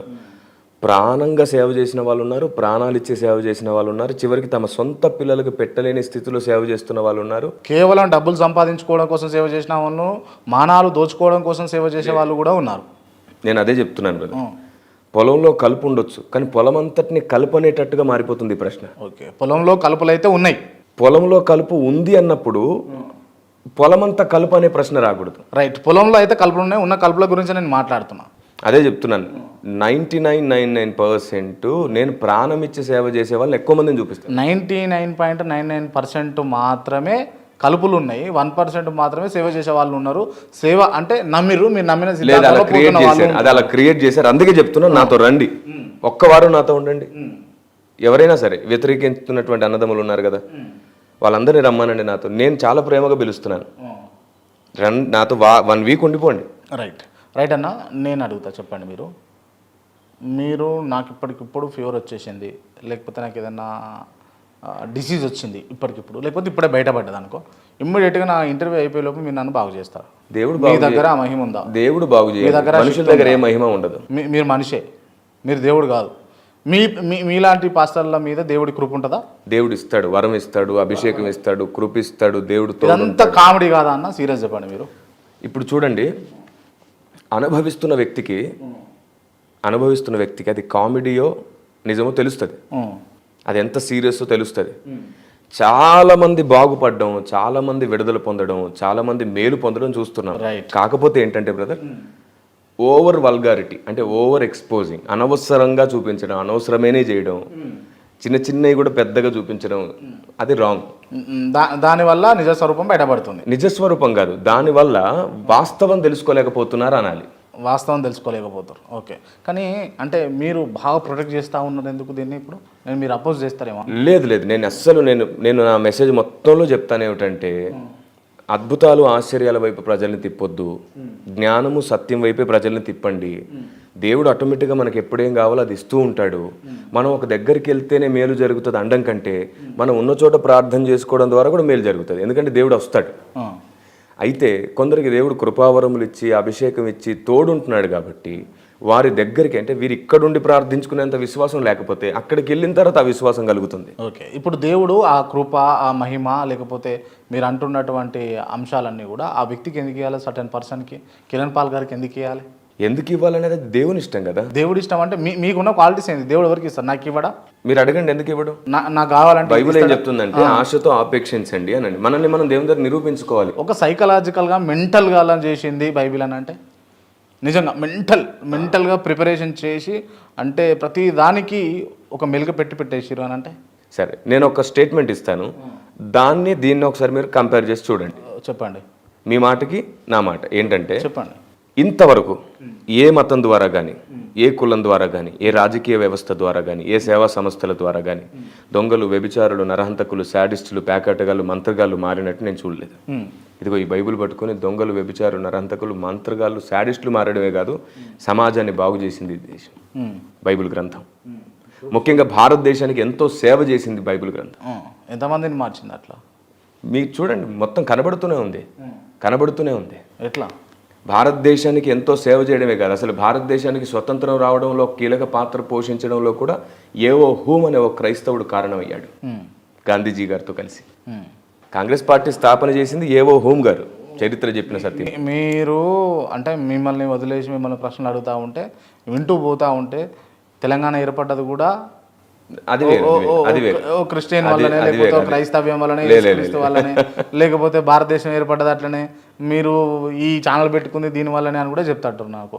ఇప్పుడు ఇట్లాంటి క్వశ్చన్స్ ఆల్రెడీ క్రైస్తవ వ్యతిరేకులు కొందరు అడుగుతున్నారు. సో వారి తరఫున మీరు అడుగుతున్నారా? నేను జర్నలిస్ట్గా అడుగుతున్నా. Okay, done. అంటే మీ బాధ్యత కూడా ఏమిటంటే, సమాజం ఏం అడుగుతుందో కూడా మా నుంచి మీరు క్లారిఫై ఇవ్వడం మీ బాధ్యత కాబట్టి అడుగుతున్నారా అంటున్నాను అంతే. విషయం ఏమిటంటే బ్రదర్, నేను యూనివర్సల్గా మాట్లాడుతున్నాను, ఒక్కొక్క ఏరియా గురించి మాట్లాడట్లేదు. భారతదేశానికి బైబిల్ ఏం చేసింది అని చెప్పడానికి చెప్పిన ప్రయత్నం అది, అంతే. మీరు చెప్పండి. Right okay. నేను అసలు సబ్జెక్ట్ మిస్ అవుతా ఉంది. ఇప్పుడు క్లియర్గా మాట్లాడుతూ ఉంటా. అరటి పండ్లు ఇస్తే కడుపు అవుతుందా? పిల్లలు పుడతారా? అరటి పండ్లు తింటే, అరటి పండ్లకు ప్రేయర్ చేస్తే? నేను నా ప్రశ్న కంప్లీట్ కానీ అవుతుందా కాదా? అవ్వదు. అరటి పండ్లు తింటే, పూజ చేసిన అరటి పండ్లు, ప్రేయర్ చేసిన అరటి పండ్లు తింటే పిల్లలు పుట్టరు? అవ్వదండి. Clear, okay. ఆయిల్కు పూజ చేసి ఆయిల్ రాస్తే మహిమ పొందుదా? మీరు బైబిల్లో ఉంది. మీరు సాధ్యపడుతుంది. బైబిల్లో ఏముందంటే, ఎవరైనా రోగిగా ఉంటే నూనె రాసి ప్రార్థించండి అని ఉంది. ఓకే. ఇటువంటి నెత్తి మీద చేయబెట్టి ప్రేయర్ చేస్తూ ఖచ్చితంగా మీకున్నటువంటి ఇబ్బందులు ఏవైతే ఉంటే తొలగిపోతాయా చేస్తే? ఇప్పుడు పోతాయా? పోతాయి.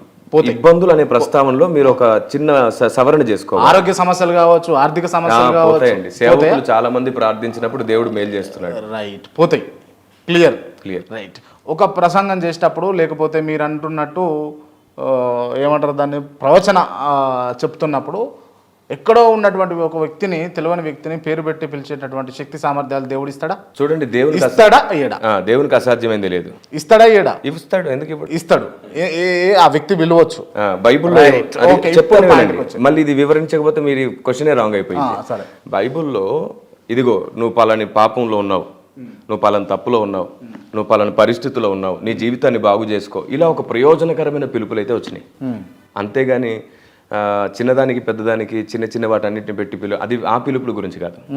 దేవుడు బైబిల్ గ్రంథంలో కొందరి రహస్యాలను పిలిచి మరి నీ జీవితం సరి చేసుకో అని చెప్పాడు. నేను దాని గురించి మాట్లాడు. నిజంగా ఇది మీకు నిజంగా కామెడీ ఎప్పుడు అనిపించదన్న? నిజంగా ఒక సంఘం మీటింగ్ పెట్టుకున్నప్పుడు ఒక వ్యక్తి, ఒక పాస్టర్ స్వయంగా ఎక్కడో ఉన్న ఒక అమ్మాయిని పిలిచి, అమ్మ నీ భర్త నిన్ను వేధిస్తున్నాడు, నీ భర్తకు నీకు తగువలు అవుతా ఉన్నాయి, అవన్నీ క్లియర్గా అవుతాయి అని చెప్పేసి నెత్తి మీద చేయబెట్టి ప్రేయర్ చేస్తే ఇక అలాగ సెటప్ అయిపోతుంది. ఇక సరే, ఒకవేళ నిజంగానే జరిగింది అనుకోండి, సెట్ అయింది అనుకోండి, దాన్ని కామెడీ అని మనం ఎట్లా అంటాం? సెట్ అయ్యేది ఉంది కాబట్టి అయింది కావచ్చు, లేకపోతే దాన్ని అంతా ఆల్రెడీ స్టోరీ అంతా లైన్ చేసుకొని కావాలని ఇక్కడ ఉన్నటువంటి పాస్టర్ గేమ్ ఆడుతున్నాడు కావచ్చు. ఇప్పుడు అది కూడా చెప్తున్నారు, అలా కూడా గేమ్ ఆడుతున్నారంట. అంటే నేను చెప్తున్నాను ఏమిటంటే, లేదు, గేమ్ ఆడే వాళ్ళ గురించి మాట్లాడకండి. నిజంగానే భక్తి చేస్తూ నిజంగానే అగ్ని సమమైనటువంటి విశ్వాసంలో బ్రతుకుతున్న వాళ్ళని గురించి మాట్లాడండి. నేనేమంటానంటే, నెగిటివ్ని ఎక్కువ చూస్తున్నాం మనం, పాజిటివ్ చూడట్లేదు. Right, okay. ఇప్పుడు పేరుతో మీ ముందుకు వస్తా, అమ్మ తేజ చేసేటటువంటి కార్యక్రమాలన్నిటికీ కూడా బాధ్యుడు యేసుక్రీస్తేనా? కాదు, అమ్మ తేజ మాత్రమే. ఖచ్చితంగా ఎవరు చేస్తే వాళ్ళదే అవుతుంది. కొంచెం వివరించమంటారా? అమ్మ తేజ చేసేటటువంటి అంశాలన్నీ కూడా వాస్తవమా అవాస్తవమా? అదే వివరిస్తాను. నేను అడిగిన ప్రశ్నకు సమాధానాలు చెప్పి మీరు వివరణలోకి వెళ్ళండి. అడిగిన ప్రశ్నకి వివరణ కావాలి, మాట కాదు. మాట చెబితే అనేకులకు నాకు వ్యత్యాసం ఉంటుంది. నేను వివరణించి సమాధానం పరిచయడానికి ప్రయత్నించేవాడిని, వివాదంలో నెట్టేవాడిని. సరే, ఏం జరుగుతుందో చూద్దాం, చెప్పండి. మీరు మీ పరిచయాలు చేయండి, ఏం చేస్తారు? మీరు అడిగిన దానికి నేను చెప్తాను ఏంటంటే, బైబిల్ గ్రంథం ప్రకారం దేవుడు ఒక వ్యక్తికి అభిషేకం ఇస్తే లేదా కృపావరం ఇస్తే, ఆ వ్యక్తికి సరైన అవగాహన లేకపోతే అతను అనుకున్నట్లే దాన్ని వాడతాడు. అది అవగాహన ఉంటే సరిగ్గానే వాడబడుతుంది, ప్రయోజనంగా వాడబడుతుంది. మిమ్మల్ని బట్టి నా నామం అన్యజనులలో దూషింపబడుతుంది అని అన్నాడు. మనం కొన్నిటిని పెట్టుకొని ఇలాగే దేవుని శక్తి ప్రవహించాలని ఎప్పుడు అనుకోకూడదు. సింపుల్గా చెప్తాను నేను. పడిపోయిన కెరూబు పడిపోక ముందు యథార్థంగా నమ్మకంగా ఉన్నాడు, దేవుడు అతను అభిషేకించాడని బైబిల్ చెప్పింది. ఇప్పుడు అతడు పడిపోయిన తర్వాత దేవుడు ఇచ్చిన అవే శక్తుల్ని తప్పుగా వాడుతున్నాడు. అవగాహన చెడిపోతే శక్తులు తప్పుగా వాడబడతాయి. ఇప్పుడు అమ్మ తేజ ఓ కెరూబు అంటారు, ఇప్పుడు మీరు అంటున్నారు. అది నేను ఒక వివరణ ఇస్తున్నాను.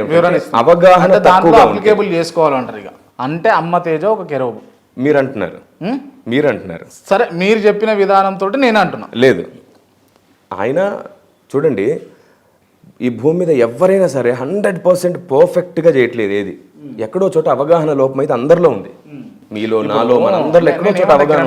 కిరణ్ పాల్ గారు, నేను ఏమంటా అంటే, ఇప్పుడు దేవుడు ఉన్నాడు, దేవుని మీరు నమ్మిరు, మీ పైన కృపా కటాక్షం దేవుడు కురిపిస్తున్నాడు, మీకు ఇస్తున్నాడు, మిమ్మల్ని ఉత్తేజపరుస్తున్నాడు దేవుడు అని అనుకుంటే మిమ్మల్ని పూర్తి స్థాయిలో చేయాలి, పూర్తి అవగాహనతో చేయాలి. మిమ్మల్ని ఏదో తూతూ మంత్రంగా మీకు కొన్ని శక్తులు ఇచ్చి తప్పుదో పట్టేటట్టు మళ్ళీ మీరు అయ్యేటట్టు మిమ్మల్ని కొంతమందిని మీరు యూజ్ చేసుకొని వాడుకొని ఆర్థికంగా, రాజకీయంగా, లేకపోతే మీకున్న మిషనరీస్ పెంచుకోవడం కోసం ఇదంతా దేవుడేనా? మళ్ళీ దీనికి కారణం దేవుడేనా?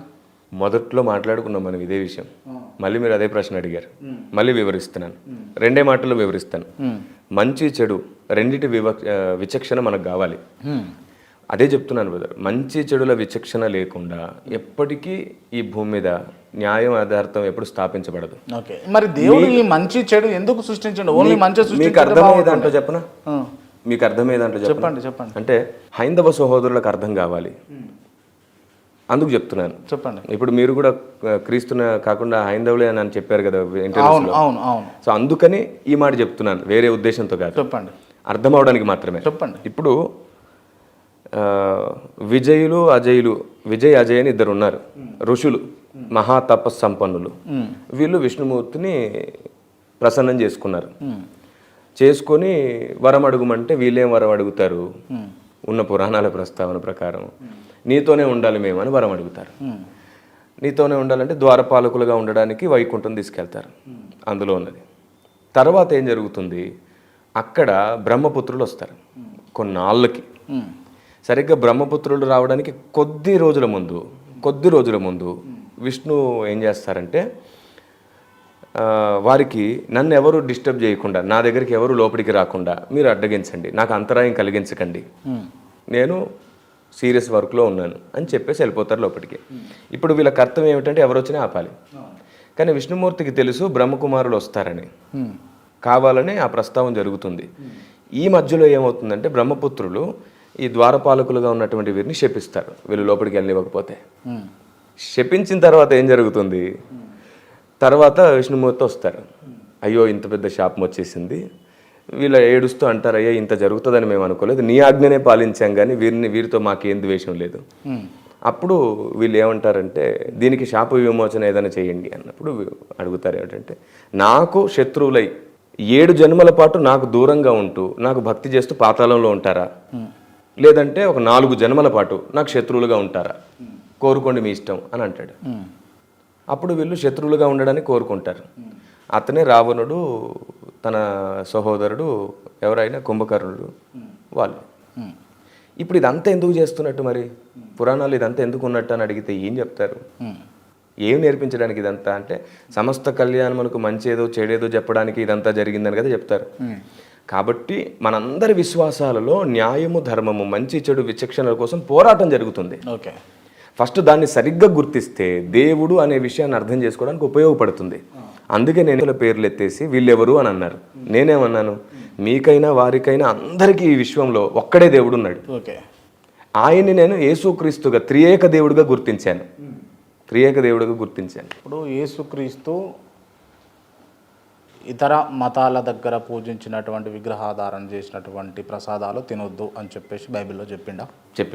ప్రసాదం తినొద్దని యేసుక్రీస్తు అవును, అపోస్తుల ద్వారా ప్రకటించబడింది.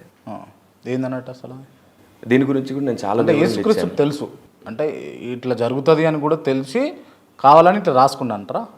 ఈ కావాలనే దగ్గరే నేను ఇప్పటిదాకా ధర్మము, న్యాయము, మంచి చెడు విచక్షణ తెలియడానికి అన్నీ జరుగుతున్నాయి.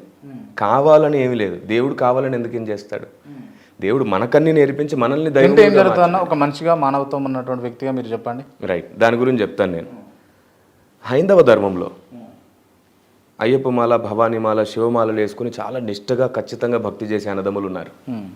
వాళ్ళని మన ఇంటికో మన గుడికో తీసుకెళ్ళి, ఇంటికో గుడికో తీసుకెళ్ళి ప్రేమగా ఏదైనా నాటుకోడి పులుసులాగా చేసి పెడితే తింటారా? పొరపాటుకు తినరు. ఎందుకంటే వాళ్ళ నిష్ట పాడవుతుంది. వాళ్ళు అంటారు తినలేమండి, మా నిష్ట పాడవుతుంది అంటారు. మేము ప్రేమతో పెడుతున్నాను, తినొచ్చు కదా అంటే తినకూడదు. అది నిష్ట ప్రకారంగా తినకూడదు. కేవలం ఒక్కటే నిష్ట పాడవుతుందని తినరు, కానీ మనకేదో దూరంగా ఉండాలి. నిష్ఠతో ఉన్నారా మరి? అంటే క్రైస్తవులు అంత నిష్ఠతో ఉన్నా? ఈవెన్ నేను చెప్తా ఉన్నా, అయ్యప్ప మాల వేసుకున్నప్పుడు ఖచ్చితంగా కాళ్ళకి చెప్పులు, అదే నేను చెప్తున్నాను, చాలా నిష్ఠగా ఉంటారని. కటిక నీళ్ళ మీద పడుకుంటారు. అంత నిష్ఠతో లేరు కదా క్రైస్తవులు. భయంకరమైన చలిలో కూడా వాళ్ళు స్నానాలు చేస్తారు. అదే అంత కఠినంగా లేరు కదా క్రైస్తవులు. చూడండి, నిష్ఠలో క్రియలో కఠినత్వం ఉంటేనే కాదు, మనసులో కఠినత్వం, విశ్వాసంలో సామర్థ్యత, విశ్వాసంలో ఖచ్చితత్వం కూడా నిష్ఠలో భాగమే. అందుకే నేను చెప్తున్నాను, వీరు ఎలాగైతే 21 రోజు 41 రోజు తర్వాత మళ్ళీ నార్మలేగా. కానీ క్రైస్తవుడు బాప్తిజం ద్వారా జీవితకాలం నిష్ఠలో బతుకుతాడు. రైట్, ఇదే ప్రశ్న నేను విజయప్రసాద్ రెడ్డి గారిని అడిగినప్పుడు క్లియర్గా తాను తింటా అని చెప్పాడు. అదే ఆయన తినొచ్చు అని చెప్పి. ఇక్కడ ఏంటంటే ఆయన సొంత విశ్వాస పరిమాణం గురించి మాట్లాడుతున్నారు. ఆయన సొంత విశ్వాస పరిమాణం గురించి మాట్లాడుతున్నారు. కానీ సమాజంలో అందరికీ ఆ విశ్వాసం లేదు. అంత స్థాయి విశ్వాసం ఎవరికి ఉంది? ఎవరి విశ్వాసాన్ని బట్టి వాళ్ళు ఒక ఆలోచన చేసుకుంటారు. కానీ యూనివర్సల్ స్టేట్మెంట్. మీరు విజయప్రసాద్ గారి మాటలను వ్యతిరేకిస్తారా, ఏకీభవిస్తారా? ఇప్పుడు నేను వ్యతిరేకించానా, వివరించానా? నేను అడుగుతున్నాను మిమ్మల్ని, వ్యతిరేకిస్తారా, ఏకీభవిస్తారా మీరు? అదే చెప్తున్నాను. ఇక్కడ వ్యతిరేకత అనే ప్రస్తావన కంటే కూడా ఆయన విశ్వాసాన్ని ప్రకటించుకున్నాడు. నా విశ్వాసం బలమైంది, నేను తింటాను అన్నాడు. నేనేమంటానంటే, విగ్రహంలోకి అర్పించినది కానీ, నైవేద్యములుగా సమర్పించింది కానీ మీ నిష్టకు ఇది భంగం కలిగిస్తుందని బైబిల్ చెప్పింది. నిష్ట కోసమే వాటిని ముట్టట్లా. మీ ఇంటికి పిలిచి కారంతో పెట్టిన తృప్తిగా తింటాం. మీ కష్టాల్లో, మీ కన్నీళ్ళు, మీ బాధల్లో, మీ పెళ్ళిళ్ళు, చావుల్లో అన్నింటిలో వచ్చి మిమ్మల్ని ఓదార్చి మీతో ఉంటాం మేము. కానీ తినకూడదు ఏదైతే ఉందో అది తింటే నిష్ట పాడవుతుంది. నిష్ట కోసం మాత్రమే ప్రసాదాలు తినట్లేదు, బలిగా అర్పించింది తినట్లేదు. ఎందుకంటే దేవుడు ఆత్మయ్య అయి ఉన్నాడు. ఒక రూపంలో దేవుని చూడడం కంటే ఆత్మగా దేవుని అనుభవించడమే మంచిది. రైట్. ఇప్పుడు మీరు దేవుని నమ్మితే, ఒకసారి దేవుని స్మరిస్తే, దేవుని మొక్కుకుంటే పాపాలన్నీ పోయి మొత్తం పరమాత్మలో కలిసిపోతాడు. గొప్ప వ్యక్తిగా కీర్తింపబడతాడు అని అన్నది బైబిల్లో ఉందా? మళ్ళీ అడగండి. దేవుని నమ్ముకుంటే దేవుని నమ్మితే చేసిన పాపాలన్నీ పోయి ప్రాయశ్చిత్తం కోసం దేవుని ప్రేయర్ చేస్తే మంచి జరుగుతుందని బైబిల్లో ఉందా? ఎస్ ఉందా? ఇక్కడ ఏంటంటే ఉందా లేదా? అదే చెప్తున్నాను. ఉందా? ఆయన్ని నమ్మి మారు మనసు పొంది పాపములు ఒప్పుకుంటే పాప క్షమాపణ జరుగుతుంది. పాపక్షమాపణ జరుగుతుంది. ఓకే, అంటే ఎన్ని తప్పులైనా చేయొచ్చు, ఎన్ని మటర్లైనా చేయొచ్చు, ఎన్ని మానభంగాలైనా చేయొచ్చు.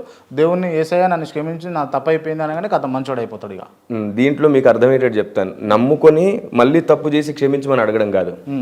అందుకే నేను చెప్పాను, చాలా మంది నరహంతకులు, శాడిస్టులు, వ్యభిచారులు కూడా మారారు. అయ్యా మా బ్రతుకు తప్పు అయిపోయింది. స్టువర్ట్పురం మీకు తెలుసుగా, ఈరోజు సువార్తపురంగా పిలువబడుతుంది. Right, okay okay okay okay 80 సంవత్సరాలకు ఒక వ్యక్తి చనిపోయేది ఉందనుకోండి. 80 సంవత్సరాలకు చనిపోతాడు ఒక వ్యక్తి.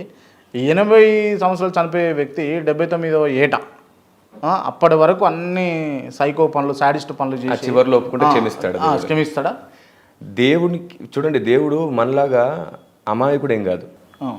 వీళ్ళు ఉద్దేశపూర్వకంగానే కావాలని 79వ సంవత్సరం దాకా వెయిట్ చేసి ఆ తర్వాత ఒప్పుకుంటే ఆయన ఎట్లా ఒప్పుకుంటాడు? ఆయన మనస్సాక్షిని బాగా ఎరిగినవాడు, మన హృదయాంతరంగం ఎరిగినవాడు. కావాలని మనం దేన్నైనా చేస్తే ఆయన మనకు మించినవాడు.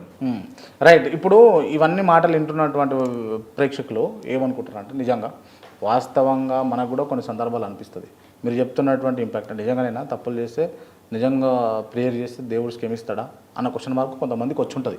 సో ఇప్పుడు వాళ్ళు కూడా అదే పనిగా చేస్తే కావాలనే ఉద్దేశపూర్వకం కాదా? అది మంచి చేస్తాడు అన్న స్వార్థంతో మొక్కుతారే తప్ప వాళ్ళ వ్యక్తిగతంగా వాళ్ళకు ప్రేమ లేకపోతే నిజంగానే ఏదో మనం దేవుణ్ణి అడగాలి అని అన్నది ఉండదు అని అంటే అర్థం కాలేదు నాకు. ఇప్పుడు మీరు ఏమంటున్నారు క్లియర్గా అంటే, దేవుణ్ణి ప్రేయర్ చేస్తే దేవుణ్ణి నిజంగా దేవుని ముందు తప్పులు ఒప్పుకుంటే మళ్ళీ ఇంకెప్పుడు చేయను అని చెప్పి ఒప్పుకుంటే జరుగుతుంది అని అన్నారు కదా, క్షమిస్తాడు. నిజంగా మీరు చెప్పినటువంటి అంశాలు నిజంగా ఎట్లుంటాయంటే ఇంపాక్ట్ కలిగిస్తాయి. ఎట్లా అంటే ఖచ్చితంగా క్షమిస్తాడు. Right right. దేవుణ్ణి నిజంగానే తప్పు చేసి క్షమిస్తే ఒకసారి అడుగుదాం, ఒకసారి ప్రేయర్ చేద్దాం అని ప్రేయర్ చేసిన వాళ్ళకి కూడా దేవుడు క్షమాపణలు ఇస్తాడా? క్షమిస్తాడు, మళ్ళీ చేయకూడదు. ఇంకా చేస్తే దానికి లెక్కప్ప చెప్పాలి, మళ్ళీ ప్రేయర్ చేస్తాడు. అట్లా కుదరదు. అదే చెప్తున్నాను, జన్మ కర్మ పాపములు ఒకసారి మన మీద నుంచి పోయిన తర్వాత, తొలగిపోయిన తర్వాత, ఆ తర్వాత మన స్పృహ కలిగి చేస్తున్న ప్రతిదానికి దేవుని దగ్గర లెక్కప్ప చెప్పాలి. ఏం లెక్కలు ఉంటాయన్నా? లెక్కలు అడుగుతాడు దేవుడు. ఎందుకు అడగడు? నువ్వు ఇలా ఎందుకు చేసావని నిలదీయడా? మనం ఇష్టంతో చేసాము, నాటకాలాడి చేసాము, మోసపూరితంగా చేసాము, ఎవరైనా మనల్ని భ్రమ పెడితే చేసాము, అన్నిటికీ దేవుడు లెక్క చూసుకుంటాడు. మరి కోట్లు ఇవన్నీ ఎందుకు? ఇవి భూమి మీద మనం అక్కడ బ్రతకాలంటే, పరలోకంలో ఒక ఉన్నత స్థాయిలో బ్రతకాలంటే ఇక్కడ ఖచ్చితంగా వాక్య ప్రకారంగా బ్రతకాలి. ఓకే, ఇప్పుడు ఆడ పరలోకం నరకం కూడా ఉందా అన్న? నరకం ఉంది కదా, మనం మొత్తం భూమి మీద నరకాన్ని సృష్టించింది ఎవరు? నరక పాలకుడు కూడా యేసుక్రీస్తేనా? దేవుడే నరకాన్ని సృష్టించాడు. నరక పాలకుడు కూడా యేసుక్రీస్తే. నరక పాలకులుగా కొందరు పెట్టాడు ఆయన. బైబిల్లో ఉంది, కొందరు సింహాసనాలు అక్కడ ఉన్నాయని అక్కడ వాళ్ళు పరిపాలిస్తారు. రైట్. అంటే నరక పాలకునిగా కూడా కొంతమంది వ్యక్తులను సృష్టించిండు అని అంటే ఎట్లా? వాళ్ళు ఎందుకు సహాయంగా అక్కడ అందరూ ప్రతి చోట ఉండాలి. ఇప్పుడు జైల్లో జైలర్ ఎలా ఉంటాడు అంటే ఇదంతా అంత ఒక క్రియేషన్. అంటే ఇది భూమి మీద మనుషులు తప్పులు చేస్తారు, దాని తర్వాత చచ్చిపోతారు, చచ్చిపోయిన తర్వాత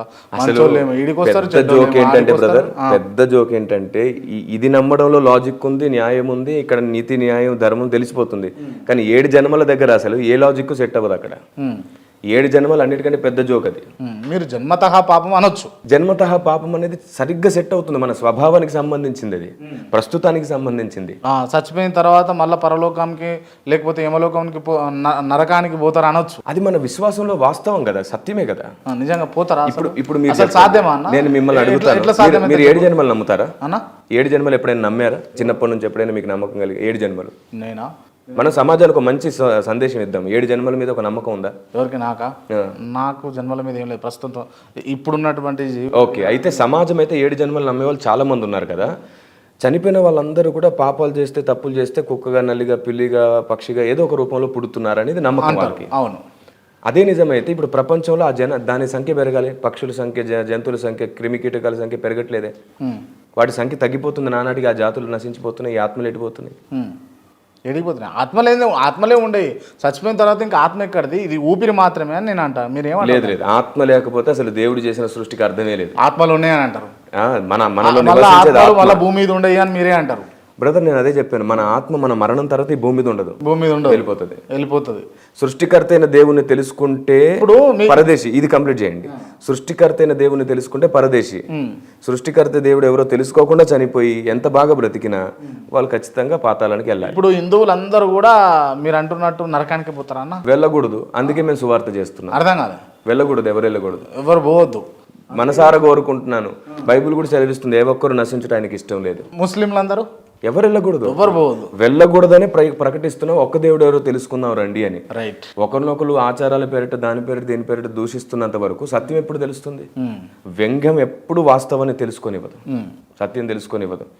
నేను మళ్ళీ అదే చెప్తున్నాను బ్రదర్, మనందరికీ ఒక్కడే దేవుడు ఉన్నాడు. ఫస్ట్ ఒక్కడున్నాడని తెలిస్తే ఈ సైతాన్ ఏమిటి, ఎలా కలిగాడు, ఈ చీకటి ఏమిటి, కేరోబు ఏమిటి, న్యాయం, ఇవన్నీ అర్థమైపోతాయి. ఫస్ట్ ఒక్కడున్నాడని నమ్మదాం. సరే, ఇప్పుడు మొన్న పశ్చిమ బెంగాల్లో ఒక ఘటన జరిగింది. డాక్టర్ని ఒక అంతకుడు, ఈచకుడు దారుణంగా చంపేసిండు. ఆ ఘటన వెనకాల దేవుడు ఉన్నాడా? ఎట్లుంటాడు బ్రదర్? ఉండడా? మీకు నేను ఆపొచ్చు కదా, దేవుడు ఆపొచ్చు కదా. నేను సేమ్ ఇంకో క్వశ్చన్ అడుగుతాను. భూకంపాలు, యుద్ధాలు సంభవిస్తున్నాయి. అవును. అప్పుడు పెద్ద పెద్ద భవనాలు కూలిపోతాయి. మరి చిన్న చిన్న పిల్లలు కూడా చనిపోతున్నారే, వాళ్ళు ఏం తప్పు చేశారు? దేవుడు వాళ్ళని ఎందుకు కాపాడట్లేదు? చెప్పండి, మీరే చెప్పాలి. ఒక న్యాయం ఉంటుందిగా. దేవుడు ఏం చేసినా దాని వెనకాల ఒక న్యాయం ఉండి తీరుతుంది. సరే, నేను ఒక మాట అంటాను, మనం ఇక్కడ పుట్టిన మరణం తర్వాత ఖచ్చితంగా ఎక్కడికి వెళ్ళాలి? దేవుని దగ్గరికి వెళ్ళాలి. ఎవరైనా సరే సత్యదేవుడు ఎవరో తెలుసుకోకుండా, న్యాయము, యథార్థత, సత్యం ఏంటో తెలుసుకోకుండా చనిపోతే వాడు తప్పకుండా పాతాళానికి వెళ్ళాలి. నియమం ప్రకారంగా ఏ గ్రంథమైనా అదే చెప్తుంది. భూమి లోపల పాతాళం అంటే భూమి లోపటే పాతాళం, అంతే. ఎట్లా పోతారు భూమి లోపలికి? ఆత్మ వెళ్తుంది. ఆత్మను దేవుడు బంధించగలడు. భూమి లోపల బంధిస్తాడు దేవుడు. భూమి లోపల పర్టికులర్గా ఎందుకు అని అంటే, పాతాళం అక్కడ పెట్టాడు ఆయన.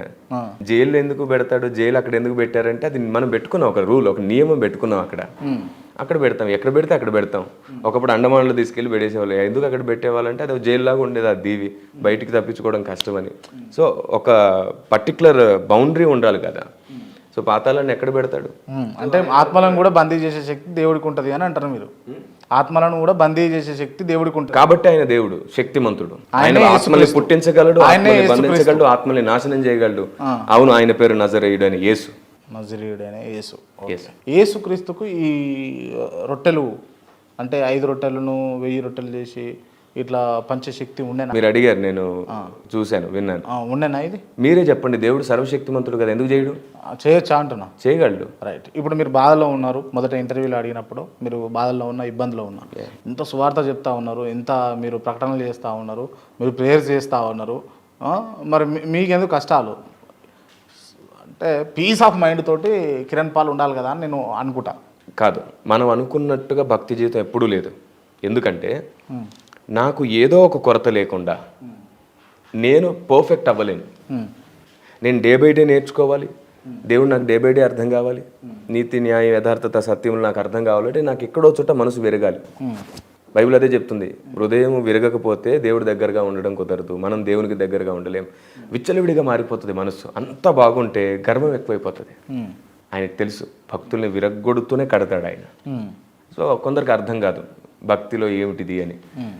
ఏ మనిషి అయినా భూమి మీద విరిగి నలుగుతూనే ఉండాలి. ఎంత కోటీశ్వరుడైనా ఏదో లోపం ఉంటుంది తలదించడానికి దేవుని దగ్గర.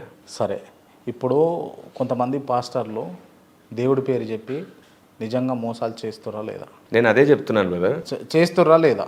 నేను అదే చెప్తున్నాను. పాస్టర్స్ అనేవారు మోసం చేయాలనే మనసుతో సేవకు రారు. తమ బ్రతుకును పనంగా పెట్టి సువార్త చేద్దామని, సేవ చేద్దామని వస్తారు. చూడండి, మేము మాకేమన్నా అయితే మా పిల్లలకి ఏమి ఉండదు. చాలామంది జీవితాల్లో ఏం లేవు.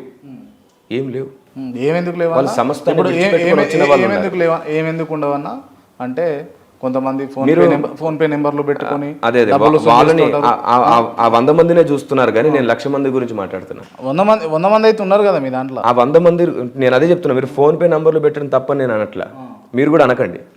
ఎందుకంటే వసూలు ధర్మస్థాపన చేస్తున్నాం, ధర్మానికి సేవ చేస్తున్నామని క్రైస్తవ్యాన్ని వ్యతిరేకిస్తున్న అందరూ పెట్టుకుంటున్నారు. నేను మీ గురించి అడుగుతా ఉంటే మళ్ళీ మీరు పక్కన వాళ్ళ గురించి మాట్లాడతారు. ఒక విషయం అర్థం కావాలంటే వాళ్ళు చేస్తుర్రు, మరి కాదు, అలాగని కాదు. వాళ్ళు ఒక మంచి ఉద్దేశంతో చేస్తున్నట్టుగానే వాళ్ళు పెట్టుకుంటున్నారు మంచి ఉద్దేశంతో. దాన్ని తప్పుబట్టి మనం మాట్లాడక్కర్లేదు అంటున్నా.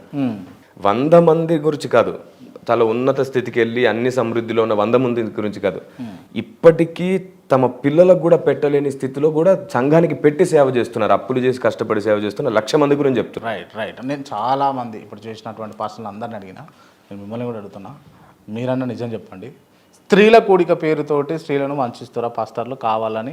మళ్ళీ అదే చెప్తున్నాను నేను ఎప్పుడు చూడండి, ఎక్కడ డిబేట్కి వెళ్ళినా ఎక్కడికి వెళ్ళినా నేను ఒక పాయింట్ కరెక్ట్గా చెప్తాను, అదే మళ్ళీ చెప్తాను అర్థమయ్యేటట్టు. ఒక్కసారి నేను ఒక మిస్టేక్ చేశాను ఏంటంటే, చెప్పిందే చెప్పకుండా 1-2 సార్లు చెప్పి వదిలేయడం వల్ల స్వభావ పాపం అనే విషయం సమాజానికి అర్థం కాల. కానీ ఆ తర్వాత నాకు రియలైజేషన్ అయింది ఏంటంటే, ప్రతి విషయం సమాజానికి అర్థమయ్యేదాకా మళ్ళీ చెప్పాలి. అందుకు నేను చాలా క్లియర్గా చెప్తున్నాను ఈ విషయం. ఎక్కడో ఒక చోట 2 చోట్లు ఏదైనా ఒకటి జరిగితే దాన్ని అందరికీ ఆపాదించొద్దు. అది జరిగింది, అందరికి ఆపాదించొద్దు. సపోజ్ చెప్తున్నాను, ఎలా ఉందంటే వ్యవస్థలో, బైబిల్లో యోసేపు అని ఒక ఆయన ఉన్నాడు, పోతిఫర్ భార్య ఒక ఆవిడ ఉంటుంది. ఆవిడే పదే యోసేపును ప్రేరేపిస్తుంది. ఒకరోజు ఆవిడ చేయి చాపి యోసేపును పట్టుకుంటుంది. అతడు పారిపోతుంటే ఈవిడ ఇప్పటికే చాలా ఈగో హట్ అయిపోయింది ఈవిడికి. వీడు ఇలా ఎంత చెప్పినా వినట్లేదని చెప్పేసి తాను ఎక్కడ బ్లేమ్ అవుతుందో అని చెప్పి అక్కడున్న యోసేపుని బ్లేమ్ చేస్తుంది. అక్కడున్న దేశమంతా, ఐగుప్తు దేశమంతా యోసేపునే తప్పు అనుకున్నారు. కానీ కాలం నిరూపించింది యోసేపు ఏంటో. ఇట్లాగా కొందరు ఉంటారు, వాళ్ళే వచ్చేసి ప్రేరేపించేసి, లేదంటే ప్రేరణ కలిగేటట్లుండి సహకారంగా ఉండి వాళ్ళే పిచ్చిగా ప్రవర్తించి కొందరు ఇరికిచ్చేసే వాళ్ళు ఉంటారు. కాబట్టి ఎవరిది తప్పు అని ఎవరిని నిందిస్తాం మనం? వాళ్ళ బుద్ధే చెడ్డదేమో. కాబట్టి మొత్తం క్రైస్తవ్యాన్ని అనడమో సేవకులను అనడమో రాంగ్. నేను మళ్ళీ చెప్తున్నాను, ప్రాణంగా సేవ చేసే 1,00,000 మందిని చూపిస్తాను నేను. అంటే మీరు అంటున్నటువంటి ఒక నడియుడు మహిళనో లేకపోతే ఒక 20-30 సంవత్సరాలు ఉన్నటువంటి మహిళ ప్రేరేపిస్తుంది ఒక పాస్టర్ను అంటే ఓకే, ఒప్పుకుందాం. కొన్ని చోట్ల కొంతమంది పాస్టర్లు చిన్న పిల్లల్ని రేపు చేసిన ఘటనలు ఉన్నాయి. ఇప్పుడు నేను అదే చెప్తున్నానండి, మళ్ళీ చెప్తున్నాను. వాళ్ళు ఏం ప్రేరేపించవచ్చు? పాస్టర్ అనే వర్డ్ పక్కన పెట్టండి. పాస్టర్ చేశాడు అనే వర్డ్ ద్వారా యథార్థంగా నమ్మకంగా ప్రాణంతో సహా సేవ చేస్తున్న వాళ్ళని తప్పుపట్టినట్టు అవుతుంది. ఈరోజు క్రైస్తవ్యాన్ని వ్యతిరేకుతున్న అన్నదమ్ములు అందరూ కూడా 10 మంది చేసేదాన్ని తీసుకొచ్చి 1,00,000 మందికి పొలుముతున్నారు. అదే తప్పు అంటున్నాను నేను. అంటే 1,00,000 మందే చేస్తారు, 10 మందే ఉన్నారు అని అంటే సింపుల్. మీకు అర్థమయ్యేటట్టు చెప్పనా? లంచాల కోసం, డబ్బు కోసం జర్నలిజానికి వచ్చే వాళ్ళు ఉన్నారని నేను అంటే ఎంత బాధ. మిమ్మల్ని అనకూడదు అలాగా. రైట్, ఉన్నారు, నేను ఒప్పుకుంటా, ఆబ్వియస్లీ ఒప్పుకుంటా కదా. కానీ జర్నలిజం కాదు కదా అట్లాంటిది. జర్నలిజం కాదు, కాకపోతే పాస్టరిజం అలాంటిది కాదు. ఒక పర్సన్ అలాగా సింపుల్. మీకు అర్థమైంది, ఒక పర్సనే ఉన్నాడు అని అంటారు. ఎందుకంటే జర్నలిజం చాలా గొప్పది. జర్నలిజమే లేకపోతే అసలు ఏది నిజమో సమాజంలో ఏం తెలియదు. అలాంటి గొప్ప వృత్తిలో ఉన్నారు మీరు. రైట్. అంటే జనరల్గా అంటే మీలాంటి పాస్టర్లు, పేరు మోసిన పాస్టర్లు, మాటలు వచ్చిన పాస్టర్లు, మాటలతో గారడి చేయగలిసిన, ఇప్పుడు వివరణ ఇవ్వడం కూడా మాటలతో గారడి చేసేంత సామర్థ్యం ఉన్నటువంటి పాస్టర్లు చెప్పేది ఏంటి అని అంటే, చేసేది ఏంటి అంటే ప్రతి దానికి ఒక ఉదాహరణ తీసుకొచ్చి అప్లికేబుల్గా పెట్టి చూపిస్తాం. సమాజానికి అర్థం కావడానికా లేకపోతే తప్పించుకోవడానికి? ఇప్పుడు తప్పించుకునేటట్టయితే మీరే కళ్ళం వేస్తారు కదా. ఈ ఉదాహరణ రాంగ్ అనొచ్చు కదా. ఏ ఉదాహరణ? ఇప్పుడు ఏం చెప్పినా సరే ఇది సెట్ అవ్వట్లేదు, పోల్ కనెక్ట్ అవ్వట్లేదు, యాప్ట్ అవ్వట్లేదు అని మీరే చెప్తారు. ఉదాహరణ అంటే నేను కూడా 100 ఉదాహరణలు చెప్తాను. ఉదాహరణలతో మనం చేస్తున్నటువంటి ప్రసంగం, మనం చేస్తున్నటువంటి డిస్కషన్ అనేది పూర్తవదు కదా. ఎగ్జాంపుల్ లేకుండా ఈ సృష్టిలో ఏం జరగట్లేదు. ఎగ్జాంపుల్ లేకుండా జరగదు, ఏం జరగదు. ఎగ్జాంపుల్ తో జ్ఞానం అర్థమవుతుంది. మీకు నిజము ఉంది క్లియర్ గా, కిరణ్ పాల్, మీ పేరు ఏం పేరు అంటే కిరణ్ పాల్ అని చెప్తారు. దానికి ఎగ్జాంపుల్ అవసరం లేదు, మా పేరు కిరణ్ పాల్ అని చెప్పొచ్చు కదా, అదే నిజము. చూడండి, పేరుకి ఎగ్జాంపుల్ తో పని లేదు, జరిగే సంభవాలకు ఎగ్జాంపుల్ తో పని ఉంటుంది. పిల్లోడికి ఏదైనా ఒకటి అర్థమయ్యేటట్టు చెప్పాలి, ఎవరికైనా ఏదైనా బోధించాలి. టీచర్ ఎగ్జాంపుల్ లేకుండా ఏ పాఠం చెప్పడు, ఎందుకంటే దాంతో ఎక్కువ అర్థమవుతుంది. ఇప్పుడు మీరు టీచర్ అయిపోయినారు అంటారు అందరికి, బోధకుడు అంతే కదా. రైట్. ఈ రోజు నాకు హ్యాపీ టీచర్స్ డే అని చాలా మంది చెప్పారు కూడా. దీనికి మీరు బోధన చేస్తున్నందుకు. ఓకే. హిందువులు నమ్మే దేవుడు గొప్పవాళ్ళ, క్రైస్తవులు నమ్మే దేవుడు యేసుక్రీస్తు గొప్పవాడా మీ దృష్టిలో? Clear question. Yes, clear answer ఇస్తాను. మళ్ళీ అదే చెప్తున్నాను, అందరికీ ఒక్కడే దేవుడు ఉన్నాడు, ఆయన ఒక్కడే గొప్పవాడు. నేను ఆయన్ని నజరేయుడైన యేసుగా గుర్తించాను. మీరు గుర్తించారు అంటే హిందువులు నమ్ముతున్నటువంటి దేవుళ్ళు అని నేను అనట్లేదు, నేను అదే చెప్తున్నాను. హిందువులకైనా క్రైస్తవులకైనా అందరికీ ఒక్కడే దేవుడు ఉన్నాడు. ఆయన ఈ భూమి మీదకి అవతరించి అందరి పాప విమోచన చేశాడు. భువనపు నాభిలో జరగాల్సిన యజ్ఞం జరిగిపోయింది. ఆయన పేరు నజరేయుడైన యేసు. ఆయన మాత్రమే దేవుడు, ఆయననే యేసు అని అంటారు మీరు. ఆయనే అందరి దేవుడు. అంటే ఇప్పుడు హిందువులు నమ్మేటటువంటి 3 కోటి దేవతలందరూ, దేవదేవతలందరూ కూడా ఎవరు మరి వారిలో? అసలు ఆ దేవత ప్రస్తావన ఎత్తినప్పుడు బైబిల్లో దేవదూతలు అని ఉంది వాళ్ళని, దేవదూతలు, దేవుని సహకారులు వాళ్ళందరూ, దేవుని సహకారులు అంటే యేసుక్రీస్తు కింద పనిచేసే వాళ్ళు అని అంటారు. అంతే కదా, దేవదూతలు. వాళ్ళను కూడా దేవతలుగా ప్రస్తావించబడింది బైబిల్. అంటే ఇప్పుడు ఈ ఆదికాండంలో అవ్వ దగ్గర అంటారనమాట, సాతాను వచ్చేసి నువ్వు ఈ పండు తింటే దేవతలాగా మారిపోతావని. వాళ్ళు దేవదూతలను గురించి మాట్లాడుతున్న ప్రస్తావన అది. దేవత అంటే వెలుగులో ఉండేవారు అని అర్థం. బైబిల్లో కూడా వాళ్ళని గురించి అదే తేజోవాసులు అని రాయబడింది. అంటే హిందూ దేవుళ్ళ గురించి కూడా బైబిల్లో రాసుందని అంటారు మీరు బ్రదర్. హిందూ దేవుళ్ళ గురించి బైబిల్లో రాసి ఉంది? లేదే, లేదు. మరి దేవదూతలని మీరు ఎట్లా ప్రస్తావించారు? నేను ఆ పదానికి అర్థం చెప్తున్నాను. అంటే వాళ్ళే వీళ్ళ అని కూడా అడిగిన నిన్న ప్రశ్న. లేదు, వాళ్ళు వీళ్ళు కాదు. కాదు కాదు, వీళ్ళు పోలికలు ఏమి లేదు, పోలికలు ఏం లేవు. మనం కేవలం భాషకు భావం చెప్పుకుంటున్నాం అంతే. ఓకే, మరి వీళ్ళు ఎవరు? నేను అదే చెప్తున్నాను కదా బ్రదర్. ఈ భూమి మీద ఉన్నటువంటి ప్రతి మతానికి దేవీ దేవతలను పిలువబడిన వారికి కూడా ఒక్కడే దేవుడు. ఎవరు అసలు వీళ్ళు ఎవరు అంటున్నా? ఇప్పుడు వీళ్ళెవరు అనే ప్రస్తావన దగ్గరికి వచ్చేసరికి నేను బైబిల్లోంచి ఏం చెప్తున్నానంటే, ఆయన కొందరు దేవదూతల్ని పెట్టుకున్నాడు. ఆ దేవదూతలు ఆయనకు సహకారులుగా దేవతలని పిలువబడ్డారు. అది రైట్. ఇప్పుడు యేసుక్రీస్తు ఒక దేవుడు ఉన్నాడు, దేవుడు మనుష్య రూపి, అంటే ఆయనకు రూపం లేదు, ఏం లేదు, మనిషి రూపం లెక్క యేసుక్రీస్తు వచ్చిండు అని చెప్పేసి నేను ఒక పాస్టర్ గారు చెప్తే నేను విన్నా. ఇది నిజమా? నిజమే. ఇదే నిజమా? అంటే దేవుడికి రూపం లేదు, ఆయన వెలుగు రూపమై ఉన్నాడు. రైట్. మరి కొంతమంది క్రిస్టియన్లు విగ్రహాధారణ చేస్తుంటారు కదా, వాళ్ళు చేసేదంతా వట్టి వట్టి లేదు, స్వయంగా యేసుక్రీస్తు యేసు ప్రభు బొమ్మలు కూడా పెడతా ఉంటారు. సిలువ ముందు కూడా కొబ్బరికాయలు కొడతారు. రైట్, అవును అవును. మరి అదంతా వట్టి ప్రేయర్, అది పనికిరాని ప్రేయరా? పనికిరాని ప్రేయర్ అనే దానికి ఒక చిన్న ఎగ్జాంపుల్ చెప్పొచ్చా? ఓకేనా? మీరు అన్ని ఎగ్జాంపుల్ చెప్తారు, చెప్పండి. ఎందుకంటే సమాజానికి అర్థం కావాలి. చెప్పండి. నేనేమంటానంటే విగ్రహారాధన చేసే వ్యక్తులను కూడా ఒకంత అర్థం చేసుకుంటూ ఎగ్జాంపుల్. అంటే హైందవుల్లో కానీ ఏ మతంలోనైనా సరే అందరిని అర్థం చేసుకున్నప్పుడే అర్థమయ్యేది చెప్పగలం. అందరిని అర్థం చేసుకోకపోతే ఎవరికేం చెప్పలేం. మన ఇంట్లో చిన్నపిల్లలు ఉన్నప్పుడు వాళ్ళు బొమ్మలు అడుగుతారు, కూతురు కొడుకు బొమ్మలు అడుగుతారు, వాళ్ళకి ఇప్పిస్తాం. వాళ్ళు బొమ్మలతో ఆడుకునే విధానం ఎలా ఉంటుంది అంటే వాటికి స్నానాలు చేయించడం, పౌడర్ రాయడం, బట్టలు వేయడం, ఈ వీళ్ళు తింటే వాళ్ళకి దానికి బొమ్మలకు పెట్టడం, మళ్ళీ కంప్లైంట్ తీసుకొచ్చేసి బొమ్మ నా మాట వినట్లేదు, తినట్లేదు అంటే మనం కూడా వెళ్ళి బొమ్మను తిడతాం. ఇదంతా దేనికోసం అంటే పిల్లల సంతృప్తి కోసం. కానీ మనకు తెలుసు ఒకరోజు పిల్లలకు స్పృహ కలిగితే వాళ్ళు పెద్దవాళ్ళు అవుతారు, అప్పుడు దాని అంతటిని విడిచిపెడతారు, జ్ఞానంగా బతుకుతారని. సో నేను కూడా అదే అనుకుంటున్నాను. విగ్రహారాధన ప్రస్తావనలో పసితనం, అమాయకత్వం తెలిసిన రోజున వాళ్ళు కూడా దాన్ని విడిచిపెట్టేస్తారు, ఒక అత్యున్నతమైన స్థాయికి వస్తారు, ఆత్మగా దేవుని ఆరాధిస్తారు. రైట్. విగ్రహాధారణ అనేది చిన్నపిల్లగాడు చేసేటటువంటి పని, అమాయకత్వం అంతే. చిన్నపిల్లల్ని ప్రేమించినట్టే వాళ్ళని ప్రేమిద్దాం అంటాను నేను, అంతే. విగ్రహారాధన అనేది తప్పు అని చెప్పేసి బైబిల్లో ఉంది కదా, మరి వాళ్ళు కూడా చెప్తున్నాను బ్రదర్. మనం ఒక దాన్ని తప్పు అనే ప్రస్తావన కంటే కూడా తెలియక జరుగుతున్నప్పుడు మీరు పొరపాటు అనొచ్చు. మీరు ప్రతిదీ కూడా ఎస్కేపింగ్ పద్ధతిలో మీరు విశదీకరిస్తారు కదా. ఎస్కేపింగ్ అని అనడం కంటే కూడా వివాదం కాకుండా అర్థమయ్యేటట్లు చెప్పడం అని అర్థం. అంటే వివాదాల జోలికి మీరు పోవద్దని అనుకుంటారా? ఎందుకు వివాదం ఎందుకు లేపట్టాలి? వివాదాన్ని కలిగించడం ఎందుకు? ఉన్న వివాదాలు చల్లారిస్తే చాలు, ఈ జీవితం అంతకే సరిపోతుంది. ఇప్పుడున్న వివాదాలు చల్లార్చడానికి మన ఆయుష్ సరిపోదు, ఇంకొత్త వివాదాలు ఎందుకు? అందుకే మీరు అడుగున్న ప్రతిదాన్ని నేను వివరించి అర్థమయ్యేటట్టే చెప్తున్నాను. ఒక్క మాటలో చెప్పమని మీరు అంటారు, ఆ ఒక్క మాటే అపార్థం. అపార్థం అవ్వకుండా మాట్లాడడమే భక్తి జీవితం బోధ. కొందరికి చాలా రోషం ఎక్కువ, కోపం ఎక్కువ, అనేస్తారు. బైబుల్ ఎలాగా క్రీస్తు ఇలాగా అనేస్తారు. వాళ్ళకి ఎక్స్పీరియన్స్ లేదు, వాళ్ళకి అక్షరమే తెలుసు, ఆత్మజెప్పు సంగతులు తెలియదు అంటారు అంతే. కానీ నేను వాళ్ళని గౌరవించగలను, వాళ్ళ అభిప్రాయాలను గుర్తించగలను, కానీ ఏది సర్వసత్యం వారికి అర్థమయ్యేటట్టు చెప్పడానికి నాకున్న మనసు అది. సరే, అంటే ఇప్పుడు మెయిన్గా క్రిస్టియానిటీలో వీళ్ళు చేస్తున్నటువంటి పద్ధతులన్నీ కూడా, పాస్టర్లు చేస్తున్నటువంటి పద్ధతులు, మీరు వాళ్ళకి కృప కొందరికి ఉన్నది, దేవుడి కటాక్షం కొందరికి ఉంది అని చెప్పేసి మీరు చెప్పారు కదా, నిజంగా దాన్ని మిస్యూజ్ చేస్తారా లేదా? అదొక్కటి క్లియర్ చేయండి. నేను అదే చెప్పాను బ్రదర్, మిస్యూజ్ అవగాహన లోపం అయితే అది మిస్యూజ్ అవుతుంది. అవగాహన కాదు, అంటే వాళ్ళు వాంటెడ్లీ కావాలని ఆ రూపం లే మనం ఒక పర్సన్ని టార్గెట్ చేసినప్పుడు సబ్జెక్ట్ మిస్ అవుతుంది. నేనేమంటున్నానంటే అందరినీ బాగు చేసుకుందాం, అలా బాగు చేసుకోవడానికి ఏం మాట్లాడుతున్నా అంటే అవగాహన లేదు. అసలు ఒక పర్సన్ రాంగ్ చేయడానికి కారణమే అవగాహన లేకపోవడం. అవగాహన లేకనా, లేకపోతే కావాలని ఉన్నదాన్ని ఉపయోగించుకోవడం లేదు. ఇప్పుడు మీరు తప్పు చేయాలని అంటే చేయొచ్చు, మీరు అదే కదా నేను చెప్తున్నా మీకు తప్పు చేయాలంటే చేయొచ్చు. మీ బుద్ధి తప్పుడు బుద్ధి అయితే మీరు తప్పు చేస్తారు. మీ బుద్ధే తప్పుడు బుద్ధి కానప్పుడు మీరు తప్పు ఎట్లా చేస్తారు? అంటే కొంతమంది తప్పుడు చేయాలని చెప్పేసి కావాలని ఉన్నారు ఉద్దేశపూర్వకంగా అని అంటాను నేను.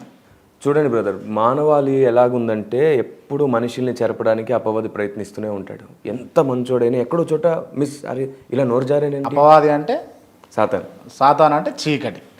రైట్, ఆ చీకటికి అడిగిపోదాం. ఇప్పుడు చీకటి అనేది కూడా దేవుడు సృష్టించాడు. దేవుడు సృష్టించాడా? దేవుడు సృష్టించాడు. నేను అంటున్నా దేవుడు సృష్టించాడు. చెప్పండి. దేవుడు సృష్టించింది కదా చీకటి కూడా. మీరు అంటున్న సైతాను ఒక మాట చెప్తాను బ్రదర్, దేవుడు సృష్టించాడు అనే దగ్గర చాలా అపార్థాలు వచ్చేస్తాయి. ఒక మాట అందాం, ఆయన లేకుండా ఏది కలగలేదు. ఆయన వల్లనే సైతాను కూడా ఏర్పడ్డది. సైతాను సృష్టికర్త యేసుక్రీస్తు కాదు. సాతాన్ అనే వర్డ్ రాంగ్. ఆయన దేవదూతల్ని చేశాడు, కెరూబుల్ని చేశాడు.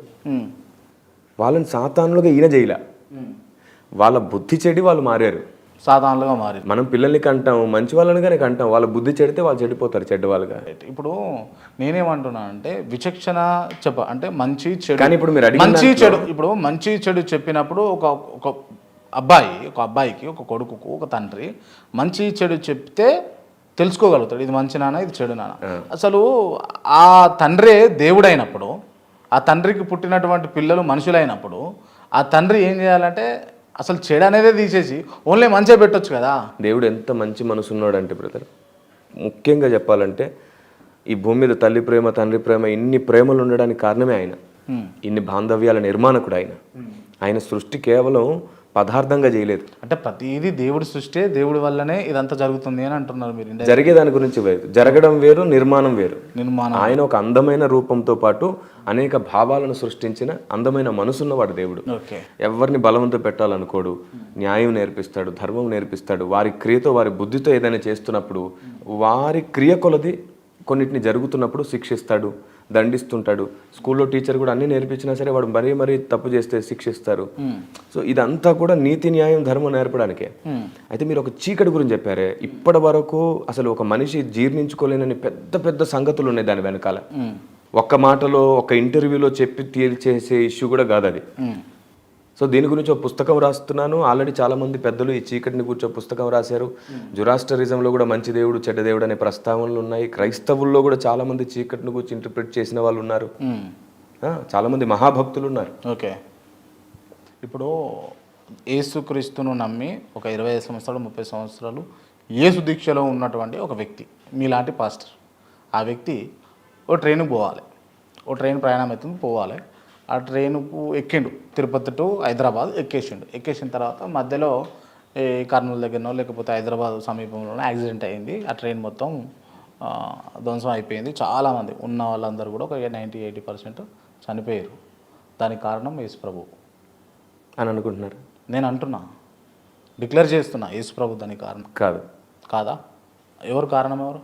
చూడండి, ప్రపంచంలో జరిగే విపత్తులన్నింటికి దేవుడే కారణం కాదు. ఆ విపత్తులను ఆపొచ్చు కదా మరి ప్రభు? ఆ ప్రశ్న అడగండి, అది అడగండి మీరు. ఆపొచ్చు కదా. దేవుడు ఏం చేసినా దాని వెనకాల న్యాయం ఉంటుంది. అదే నేను చెప్పాలనుకున్నాను. ఎప్పుడంటే ఆ చిన్న పిల్లలు ఎందుకు దేవుడు కాపాడలేదనే పాయింట్ మాట్లాడుకున్నాం మనం.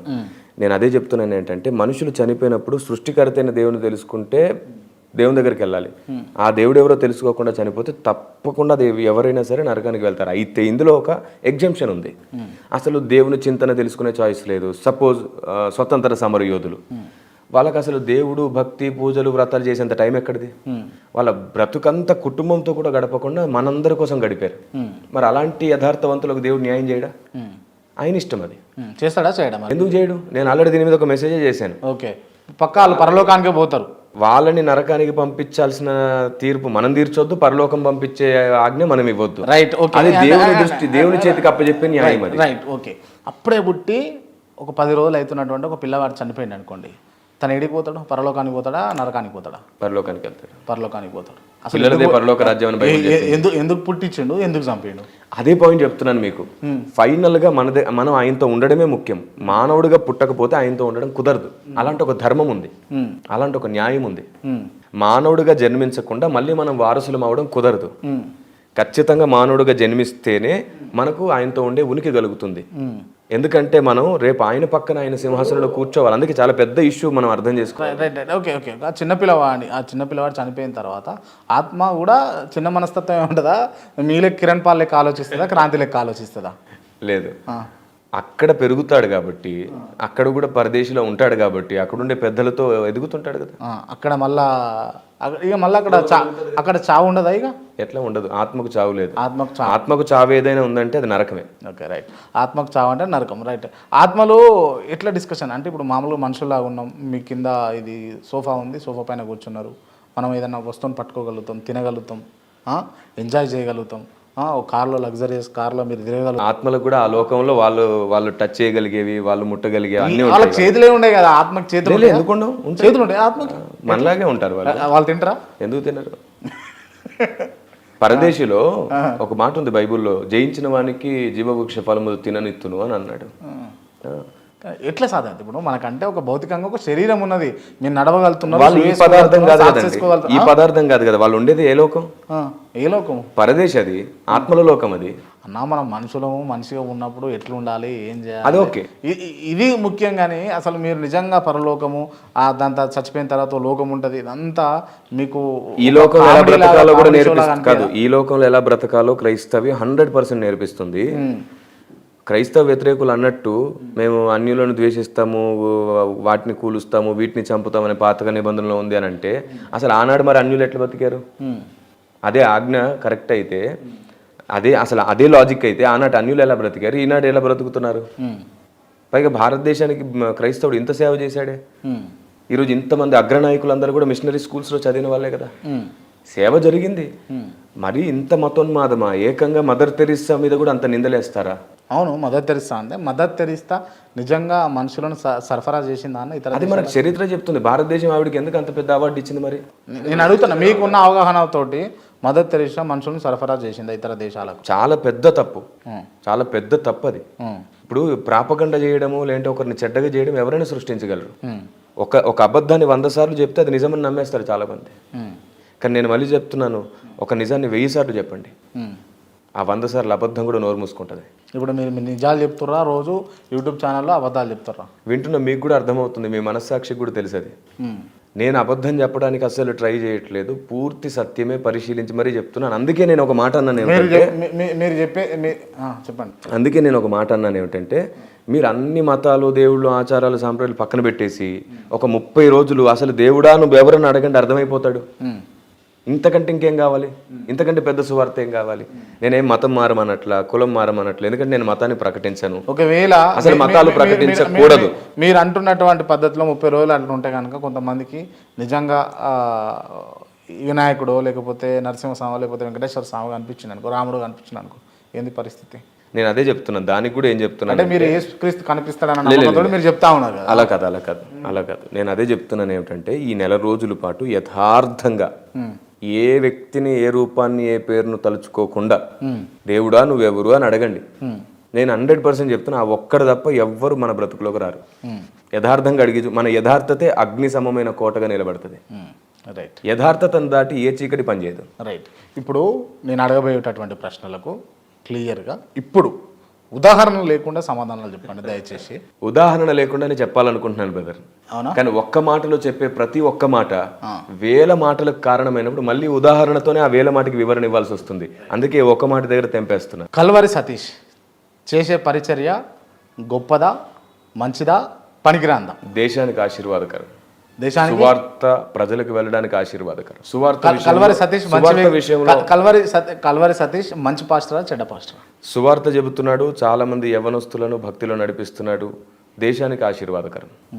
సిద్ధాంతపరంగా సరి చేసుకోవాల్సిన అందరిలో ఉంటే అది వేరు, ఆ దేశానికి ఆశీర్వాదకరం. కానీ మీరు అంటే కట్టె విరగొద్దు, పాము చావద్దు అన్నట్టు గేమ్ ఆడుతున్నారు ఇప్పుడు ఇంటర్వ్యూ మొత్తంలో.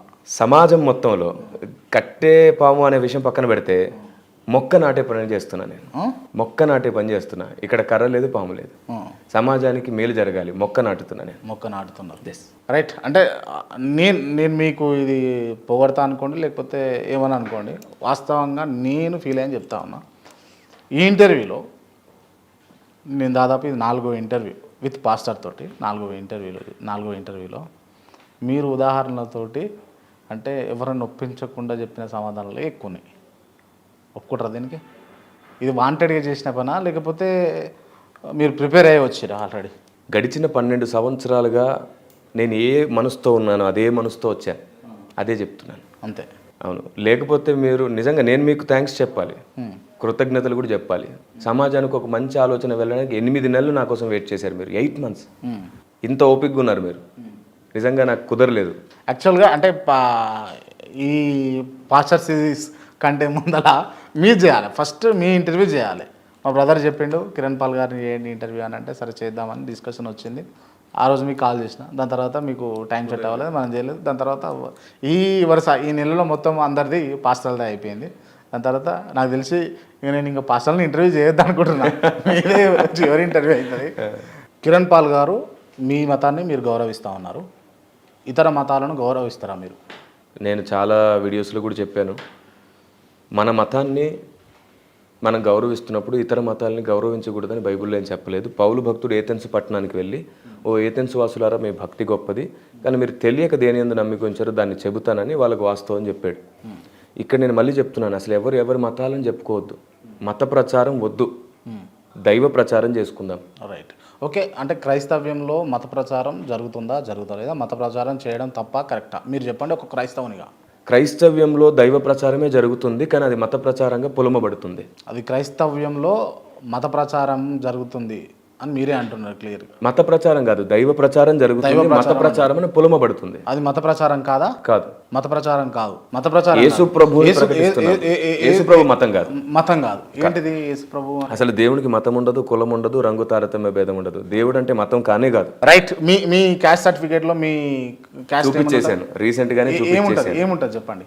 చూపించేశాను, నాకు తెలియదు ఏముంటుంది చెప్పండి అంటున్నా ఇంటర్వ్యూ. అసలు మా నాన్నగారు చెప్పాను కదా, ఆయన నాస్తికుడు ప్లస్ కమ్యూనిస్ట్ సిద్ధాంతం, ఆయన అసలు ఏ మతాన్నే మెన్షన్ చేయలేదు. మీకు ఇప్పుడు నేను క్యాస్ట్ సర్టిఫికేట్ ఉందా?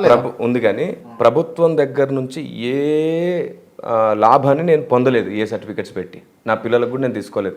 రీసెంట్గా ఆంధ్రప్రదేశ్లో అమ్మఒడి వచ్చింది, వాళ్ళు పదే ఫోన్ చేసినా నాకొద్దు, నేను కష్టపడి బ్రతుకుతున్నాను, నా పిల్లల్ని నేను చూసుకోగలను, నాకేమి వద్దు, ఇంకా మాకంటే చాలా బలహీనమైన స్థితిలో ఉన్న వాళ్ళు ఉన్నారని చెప్పాం ఎప్పుడు స్టార్టింగ్లో. కాబట్టి గవర్నమెంట్ నుంచి ఇప్పటిదాకా క్రిస్టియన్ కాదన్నట్టు. అయితే నేను క్రిస్టియన్, మీరు క్రిస్టియన్? Indian Christian. ఇందాకనే అన్నారు కదా యేసుక్రీస్తుకు మతం లేదు, కులం లేదు అని చెప్పేసి. ఇప్పుడు క్రిస్టియన్ అనేది మతం కాదు, క్రీస్తును వెంబడించేవాడిని అని చెప్పడం. బైబిల్లో క్రైస్తవులు అనబడ్డారు శిష్యులు, వీళ్ళు క్రీస్తును వెంబడించిన వాళ్ళని చెప్పడం. మతం అనేది ఆచారానికి సాంప్రదాయానికి సంబంధించింది, అసలు ఆచారాలు సాంప్రదాయాలు వద్దు, ప్రకటించొద్దు దాన్ని. అది బంధాన్ని, బాంధవ్యాన్ని లేదా అనుదిన భక్తి సాధనలో భాగం అయిపోతుంటాయి అవి. నేను దేవునికి మతానికి సంబంధం పెట్టొద్దు. రైట్. క్రైస్తవ్యంలో మిషనరీల పేరుతోటి వేల కోట్ల డబ్బులు, 100 కోట్ల డబ్బులు మీకు పాశ్చాత్య దేశాల నుంచి వస్తున్నాయి, మీరు పాశ్చాత్య దేశాలకు పంపుతున్నారు, మీరు ఎదుగుదల కోసం ఈ అమౌంట్ అంతా యూజ్ చేస్తున్నారు, అంతేనా? చూడండి, డొనేషన్స్ అనేవి ఎక్కడైనా ఏ సంస్థకైనా ఎవరైనా ఇస్తూ ఉంటారో, ఇట్లాంటి క్రైస్తవులు అందరికీ రావు. కొందరు డొనేషన్స్ తీసుకొని, ఇప్పుడు కేపాల్ గారు డొనేషన్స్తో ప్రపంచం అంతా చేశారు, అలా సేవ చేసే వాళ్ళు ఉన్నారు. దాంట్లో వాళ్ళ వ్యక్తిగత లాభము, లేకపోతే రాజకీయ పార్టీని బలోపేర్చడము, లేకపోతే రాజకీయ పార్టీలకు సపోర్ట్ చేసేటట్టు చేయడము ఉన్నాయా లేవా? ఏ పాస్టర్ గురించి అడుగుతున్నారో కూడా మీకు తెలుసు. రాజకీయ పార్టీకి సపోర్ట్ చేయడం, ఇప్పుడు చూడండి, సమాజంలో ఒక వ్యక్తి ఎదిగిన తర్వాత సమాజం అంతటికి న్యాయం చేయాలి, మేలు చేయాలనుకున్నప్పుడు రాజకీయాలను కూడా ప్రభావితం చేస్తాడు. అది బైబిల్లో ఉందా అట్లా చేయొచ్చు అని చెప్పి? బైబిల్లో ఉంది అని కాదు, మేలైనది ఏదో అది చేయమని బైబిల్ చెప్పింది. అంటే ఒక పాస్టర్ ఒక గొప్ప వ్యక్తి అయిన తర్వాత, ఒక ఫాలోవర్స్ క్రియేట్ అయిన తర్వాత తను ఏది చేసినా కూడా గొప్ప కార్యమేనా? అట్లా కాదు, గొప్పదే చేయాలి. Right, okay. ఇద్దరు పాస్టర్లు ఉన్నప్పుడు ఒక పార్టీకి ఒక పాస్టర్, ఇంకో పార్టీకి ఇంకో పాస్టర్ పనిచేస్తుంటే ప్రజలు ఎవరి వైపు పోవాలి? ఎక్కడ న్యాయం జరుగుతుందో, ఏ పార్టీ పేదల పక్షాన లేదంటే సమాజం పక్షాన ఖచ్చితంగా న్యాయం ఎక్కడ జరుగుతుందో, ఎక్కువ విద్య, ఆ న్యాయం చెప్పేటోళ్ళు, ఆ విజ్ఞానం కలిగించేటోళ్ళే ఆ పాస్టర్లే వివిధ పార్టీలకు ఒక్కొక్కరుగా చీలించబడ్డారు. ఓకే, ప్రజలు ఎటు పోవాలి అప్పుడు? ప్రజలకు ఎవరు చెప్తారు మళ్ళీ? ఇంకో అయితే నేను పాస్టర్లకే నా సందేశం ఏమిటంటే, మీరు ఏ పార్టీకి అభిమానులుగా ఉండొద్దు, ఏ పార్టీకి సపోర్టర్స్గా ఉండొద్దు. ఉన్న వాళ్ళందరూ కూడా దొంగలే అంటే అసలు ఉండడం దొంగతనం ఎట్లా అవుతుంది? అది వాళ్ళ అభిప్రాయం. అవగాహన లేనప్పుడు ఎవరైనా లోపాయికారి ఒప్పందమా? అంటే మా మిషనరీకి, మా క్రైస్తవ్యానికి ఇంతమంది వస్తున్నారు, ఇంతమంది మేము ప్రభావితం చేసి చెప్పించగలుగుతాము. ఆల్మోస్ట్ ఆల్ కొన్ని మిషనరీస్లో ఇదే జరుగుతూ ఉన్నది అని చెప్పేసి బాగా ప్రచారంలో ఉంది. అవునా? వాస్తవానికి మీరు మాకేదో మేలు చేస్తే మా ఓట్లన్నీ మీకు పంపిస్తారని అన్నారు అంటే మాత్రం వాళ్ళు వెంటనే పశ్చాత్తాపడి మారు మనసు పొందాలి. మేలు కోసం ఓటు కాదు, సమాజ క్షేమం కోసమే ఓటు పడాలి. క్రైస్తవుడికి అభిమాన పార్టీ ఉండకూడదు అనేది నా నినాదం. Right okay right. అంటే నేను అసలు యాక్చువల్గా ఈ పాస్టర్లను ఇంటర్వ్యూ చేయడం కావచ్చు, దాని తర్వాత హిందూ మతానికి సంబంధించినటువంటి వ్యక్తులను ఇంటర్వ్యూ చేయడం కావచ్చు, పేర్లతో సహా చెప్పాలంటే కరుణాకర్ సుగుణ, రాధా మనోహర్ దాస్, లలిత్ కుమార్, మీ వరకు వస్తే మీరు విజయప్రసాద్ రెడ్డి గారు, లేకపోతే విజయ్ కుమార్ గారు, లేకపోతే జాన్ పాల్ గారు, చాలామంది ఇంటర్వ్యూలు జరిగినాయి. చాలామందిని ఇంటర్వ్యూలు చేయాలని చెప్పేసి కింద కామెంట్లలో కూడా వారి వారి అభిమానులు వారి వారి ప్రకటనలు నమ్మే వాళ్ళు నమ్ముతూ చెప్తా ఉన్నారు. సో దీంట్లో విషయం ఏంటంటే నేను ఈ ఇంటర్వ్యూలు టేకప్ చేసింది ఓన్లీ ఫర్ రీజన్ నిజం తెలుసుకోవడం కోసం. అండ్ ఇంకోటి ఏంటి అని అంటే ఒక మనిషిని ప్రేమించగలగాలి, ఒక మనిషి ఇంకో మనిషిని గౌరవించగలగాలి, ఒక మనిషి ఇంకో మనిషి అభిప్రాయాలను గౌరవించగలగాలి, తనకు తాను రక్షింపబడే ఒక సైన్యాన్ని తయారు చేసుకోవాలి మనుషులే. ఎందుకు ఈ అంశం చెప్తా ఉన్నానంటే ఫ్లడ్స్ వచ్చినాయి అన్న, చాలామంది మీరు యేసుక్రీస్తుని నమ్ముతున్నారు, ఇంకొకరు నమ్ముతా ఉన్నారు. ఒక వ్యక్తిని నిన్న చూసిన, ఒక 30 మందిని కాపాడడం కోసం తన వృత్తిరీత్యా తను కొనుక్కున్నటువంటి జేసీబీ పెట్టి తను ఆపి ఆ 30 మందిని కాపాడిండు. దాదాపు అది 30 లక్షల ఖరీదు అవుతుంది. ఇప్పుడు 80,000 లక్షల రూపాయల పని కూడా పెట్టిందట. సో అటువంటి వ్యక్తులను మనం కాపాడుకోవాలి. అవును, కాపాడుకోవాలి, తయారు చేయాలి. రైట్. దీంట్లో ఎవరి మనసు నొప్పించడం కోసం కాదు, ఎవరిని కించపరచడం కోసం కాదు, ఎవరిని ఇబ్బంది పెట్టడం కోసం కాదు. ఫైనల్గా నేను చెప్పాలనుకున్నది కూడా అదే, ఏంటంటే ఎవరి ఇష్టదైవాలను నమ్ముతున్నా సరే దయచేసి దేవుడు ఒక్కడే ఉన్నాడు. ఇది ద్వేషంతో దొరకడు, ఆయన పరిశోధనతోనే దొరుకుతాడు. ఆయన తప్పు ఈయన తప్పు, ఆయనలో ఉన్న ఇవన్నీ పక్కన పెట్టేసేయండి. పురాణాలు బైబిల్లో ఉన్న లోట్లు పాటలు అని తీసి పక్కన పెట్టేయండి. ఫస్ట్ దేవుడు ఒక్కడే అని తెలుసుకోండి. ఆ ఒక్కడేవరో తెలుసుకోవడానికి ప్రయత్నాలు చేయండి. ఇది ప్రేమతోనే దేవుడు దొరుకుతాడు. ప్రేమ లేకుండా ద్వేషాలతో ఎప్పుడు దేవుడు దొరకడు. ఇదంతా ఇంకొకరు లాభపడ్డం తప్ప ఏ ప్రయోజనం ఉండదు. వివాదాలు, గొడవలు, కక్షలు, ఎన్ని చర్చెస్ స్కూల్ చేశారు, ఎంతమంది పాస్టర్లను కొట్టేశారు. ఒరిస్సాలో అయితే గ్రాండ్ స్టైన్స్ గారిని చంపేశారు. ఇదెక్కడి ధర్మం, ఇదెక్కడి లేదంటే వైరాగ్యం, ఇదెక్కడి భక్తి సాధన. కాబట్టి ఒకరినొకరు హింసించుకోవద్దు. సరే, జరిగినవి విడిచిపెట్టేద్దాం, జరిగినవి వదిలేసేద్దాం. దేశాల మీదకి దేశాలు, మనుషులు తమ స్వలాభం కోసం లేచారు కానీ మతాల కోసం కాదు. మతాలను అడ్డుపెట్టుకొని లాభపడుతున్న వాళ్ళని గురించి మాట్లాడి మతాల్లో ఉండి యథార్థవంతుల్ని మనం దూషించడం రాంగ్ అంటాను నేను. సో మీరు అడిగిన మొదటి నుంచి ఇప్పటిదాకా చెప్తూ వస్తున్నాను, ఆయన ఒక్కడే, ఆయన పేరు నజరేయుడైన యేసు. నేను తెలుసుకున్నాను, మీరందరూ తెలుసుకోండి. ఇది మీ నమ్మకం? యా, అంతే కదా. ఇదే సత్యం, ఇది మీ నమ్మకం. నేను నమ్మిన సత్యం, ప్రపంచంలో ఉన్న సత్యం, ప్రపంచం అందరూ తెలుసుకోవాల్సిన సత్యం. ఓకే, ఎస్, అందరు తెలుసుకోవాల్సిన సత్యం. అందుకు నేను ఒక అద్భుతమైన ప్రస్తావన చేస్తాను, ఉందో లేదో మీరే చూసుకోండి. ఆజమేధ యజ్ఞం అనే ఒక యజ్ఞం ఉంది మన వేదాల్లో. దాని విధానం ఏమిటి? ఒక గొర్రెను కానీ మేకను కానీ తీసుకొని పట్టు వస్త్రాలు వేసి దాన్ని కొరడాలతో కొట్టి హింసించి దాని తలకు ముళ్ళు చుట్టి నోట్లో చేదుబోసి వస్త్రాలు ఊడుబెరికి చీట్లు వేసి పంచుకొని దాని చెక్కబల్లపైన వేలాడదీసి సాయంకాలం వరకు అది చనిపోతే, తిరిగి బ్రతకపోతే, చనిపోయిన దాన్ని మళ్ళీ చంపిన వాళ్ళు కాల్చుకొని తినాలి. ఇది ఒక నియమం ఉండేది. అది కొన్ని వేల లక్షల మేకల గొర్రెలు చంపిన ఒక గొర్రె బ్రతకలేదు, కానీ ఒకే ఒక్క గొర్రె బ్రతికింది. ఇదిగో లోక పాపములు మోసుకొని పోవు దేవుని గొర్రెపిల్ల అని పిలువబడిన క్రీస్తు. అంటే భారతదేశానికి కూడా సువార్తను తెలియజేసే ఆనాటి పెద్దల పద్ధతులు ఉన్నాయి కొన్ని. నేను అదే అంటాను, ఏమిటంటే సృష్టిని చేసిన వాడిని అందరూ గుర్తించడానికి సృష్టి మొత్తంలో గుర్తులు ఉన్నాయి. దాని పేరే నేను పెట్టానంటే ప్రపంచం అంతటా దేవుని ముద్ర. ఆయన పేరు నజరేయుడైన యేసు. 2000 సంవత్సరాల ముందు వచ్చినాడు దేవుడు ఎట్లా అయ్యాడని అంటున్నారు వీళ్ళు. నేను అంటున్నానంటే కాదు, దేవుడు ఉండి వస్తాడు, వచ్చినాక ఉండడం కాదు. ఉన్నవాడే తర్వాత కాలక్రమేపీ వచ్చాడు న్యాయం ధర్మం సమస్తాన్ని నేర్పడానికి. చూసే చూపు, గ్రహించే మనసుంటే అర్థమైపోతుంది. ఓకే, ఖచ్చితంగా అర్థమైపోతుంది. నేను మళ్ళీ చెప్తున్నాను, ఎవరు ఏ విద్వేషాలకు వెళ్ళొద్దు, ఏ మత ప్రస్తావనలు ఎత్తొద్దు, ఏ ఆచారాల ప్రస్తావన ఎత్తొద్దు. ఆ ఒక్క దేవుడు ఎవరు తెలుసుకోవడానికి ప్రేమ చాలు. ఒకరినొకరు రెస్పెక్ట్ చేసుకోకుండా ఎప్పుడు సత్యం ధర్మం వెళ్ళదు. నన్ను అడిగారు మీరు ఒకసారి, రాధా మనోహర్ దాస్ గారితో పాటు మీరు కూర్చొని చర్చిస్తారా అని. నేను ఇప్పుడు ఏమంటున్నానంటే, సంస్కారయుతంగా నిజంగా మనసులో ఎదుటివాడిని కూడా ప్రేమించి గౌరవించే వాళ్ళు ఎవరో, తొందరపడి మాట్లాడని వాళ్ళు ఎవరో, అందరినీ రెస్పెక్ట్ చేసే వివేకవంతులు ఎవరో, వాళ్ళతో నేను ఖచ్చితంగా కూర్చుంటాను. కానీ రాధా మనోహర్ దాస్ గారు అనే అంశం ఏంటి అంటే, మీ పేరు కిరణ్ అయి ఉండకూడదు, బై బర్త్ మీరు క్రిస్టియన్ అయి ఉండాలి. అసలు సృష్టికర్త అయిన దేవుణ్ణి తెలుసుకోవాలని మాట్లాడుతున్నాను నేను. అవసరం లేని పేర్ల గురించి నేను మాట్లాడుతున్నాను. ఎలా సెట్ అవుతుందండి? నేను అంటాను మీరు ఆర్యులు అయితేనే హైందవ్యం గురించి మాట్లాడండి మరి రాధా మనోహరం దాస్ గారు. లేకపోతే మీరు ఆర్యులు అంటే ఎవరు? మన దేశంలో హైందవ్యం మొత్తం ఆర్యులదే కదా. బ్రాహ్మణులు కదా, బ్రాహ్మణులు ఆర్యులు అందులోంచి వచ్చిన ప్రస్తావనేనండి. మీరు వేదాల్లో స్టార్టింగ్లోనే వేద వివరణ చూస్తే మీకు అర్థమైపోతుంది. అంటే బ్రాహ్మణుల మీరు అనేది బ్రాహ్మణులు అంటుర్రా, మీరు ఆర్యులు అంటుర్రా? ఆర్యులు ఎవరు, బ్రాహ్మణులు ఎవరు అని అడుగుతున్నా ప్రశ్న. చూడండి, ఆర్యులలో నుండే బ్రాహ్మణుల ప్రస్తావన ఉంది, తర్వాత వైశ్యుల ప్రస్తావన ఉంది, భుజాలు, ఉదరము, తల, ఇది బ్రహ్మతల, బ్రహ్మ ఉదరం, ఇదంతా ప్రస్తావన. జస్ట్ అదో పోలిక. నిజంగా బ్రహ్మ కడుపులోంచి వచ్చిన వాళ్ళు కాదు, బ్రహ్మ తలలోంచి వచ్చిన వాళ్ళు కాదు, భుజాల్లోంచి వచ్చిన వాళ్ళు కాదు. క్షత్రియుల ప్రస్తావన ఎత్తిన భుజాల్లోంచి వచ్చిన వాళ్ళు కాదు. జస్ట్ ఒక పోలిక ప్రస్తావన ఎత్తుతూ వచ్చారు, అంతవరకే.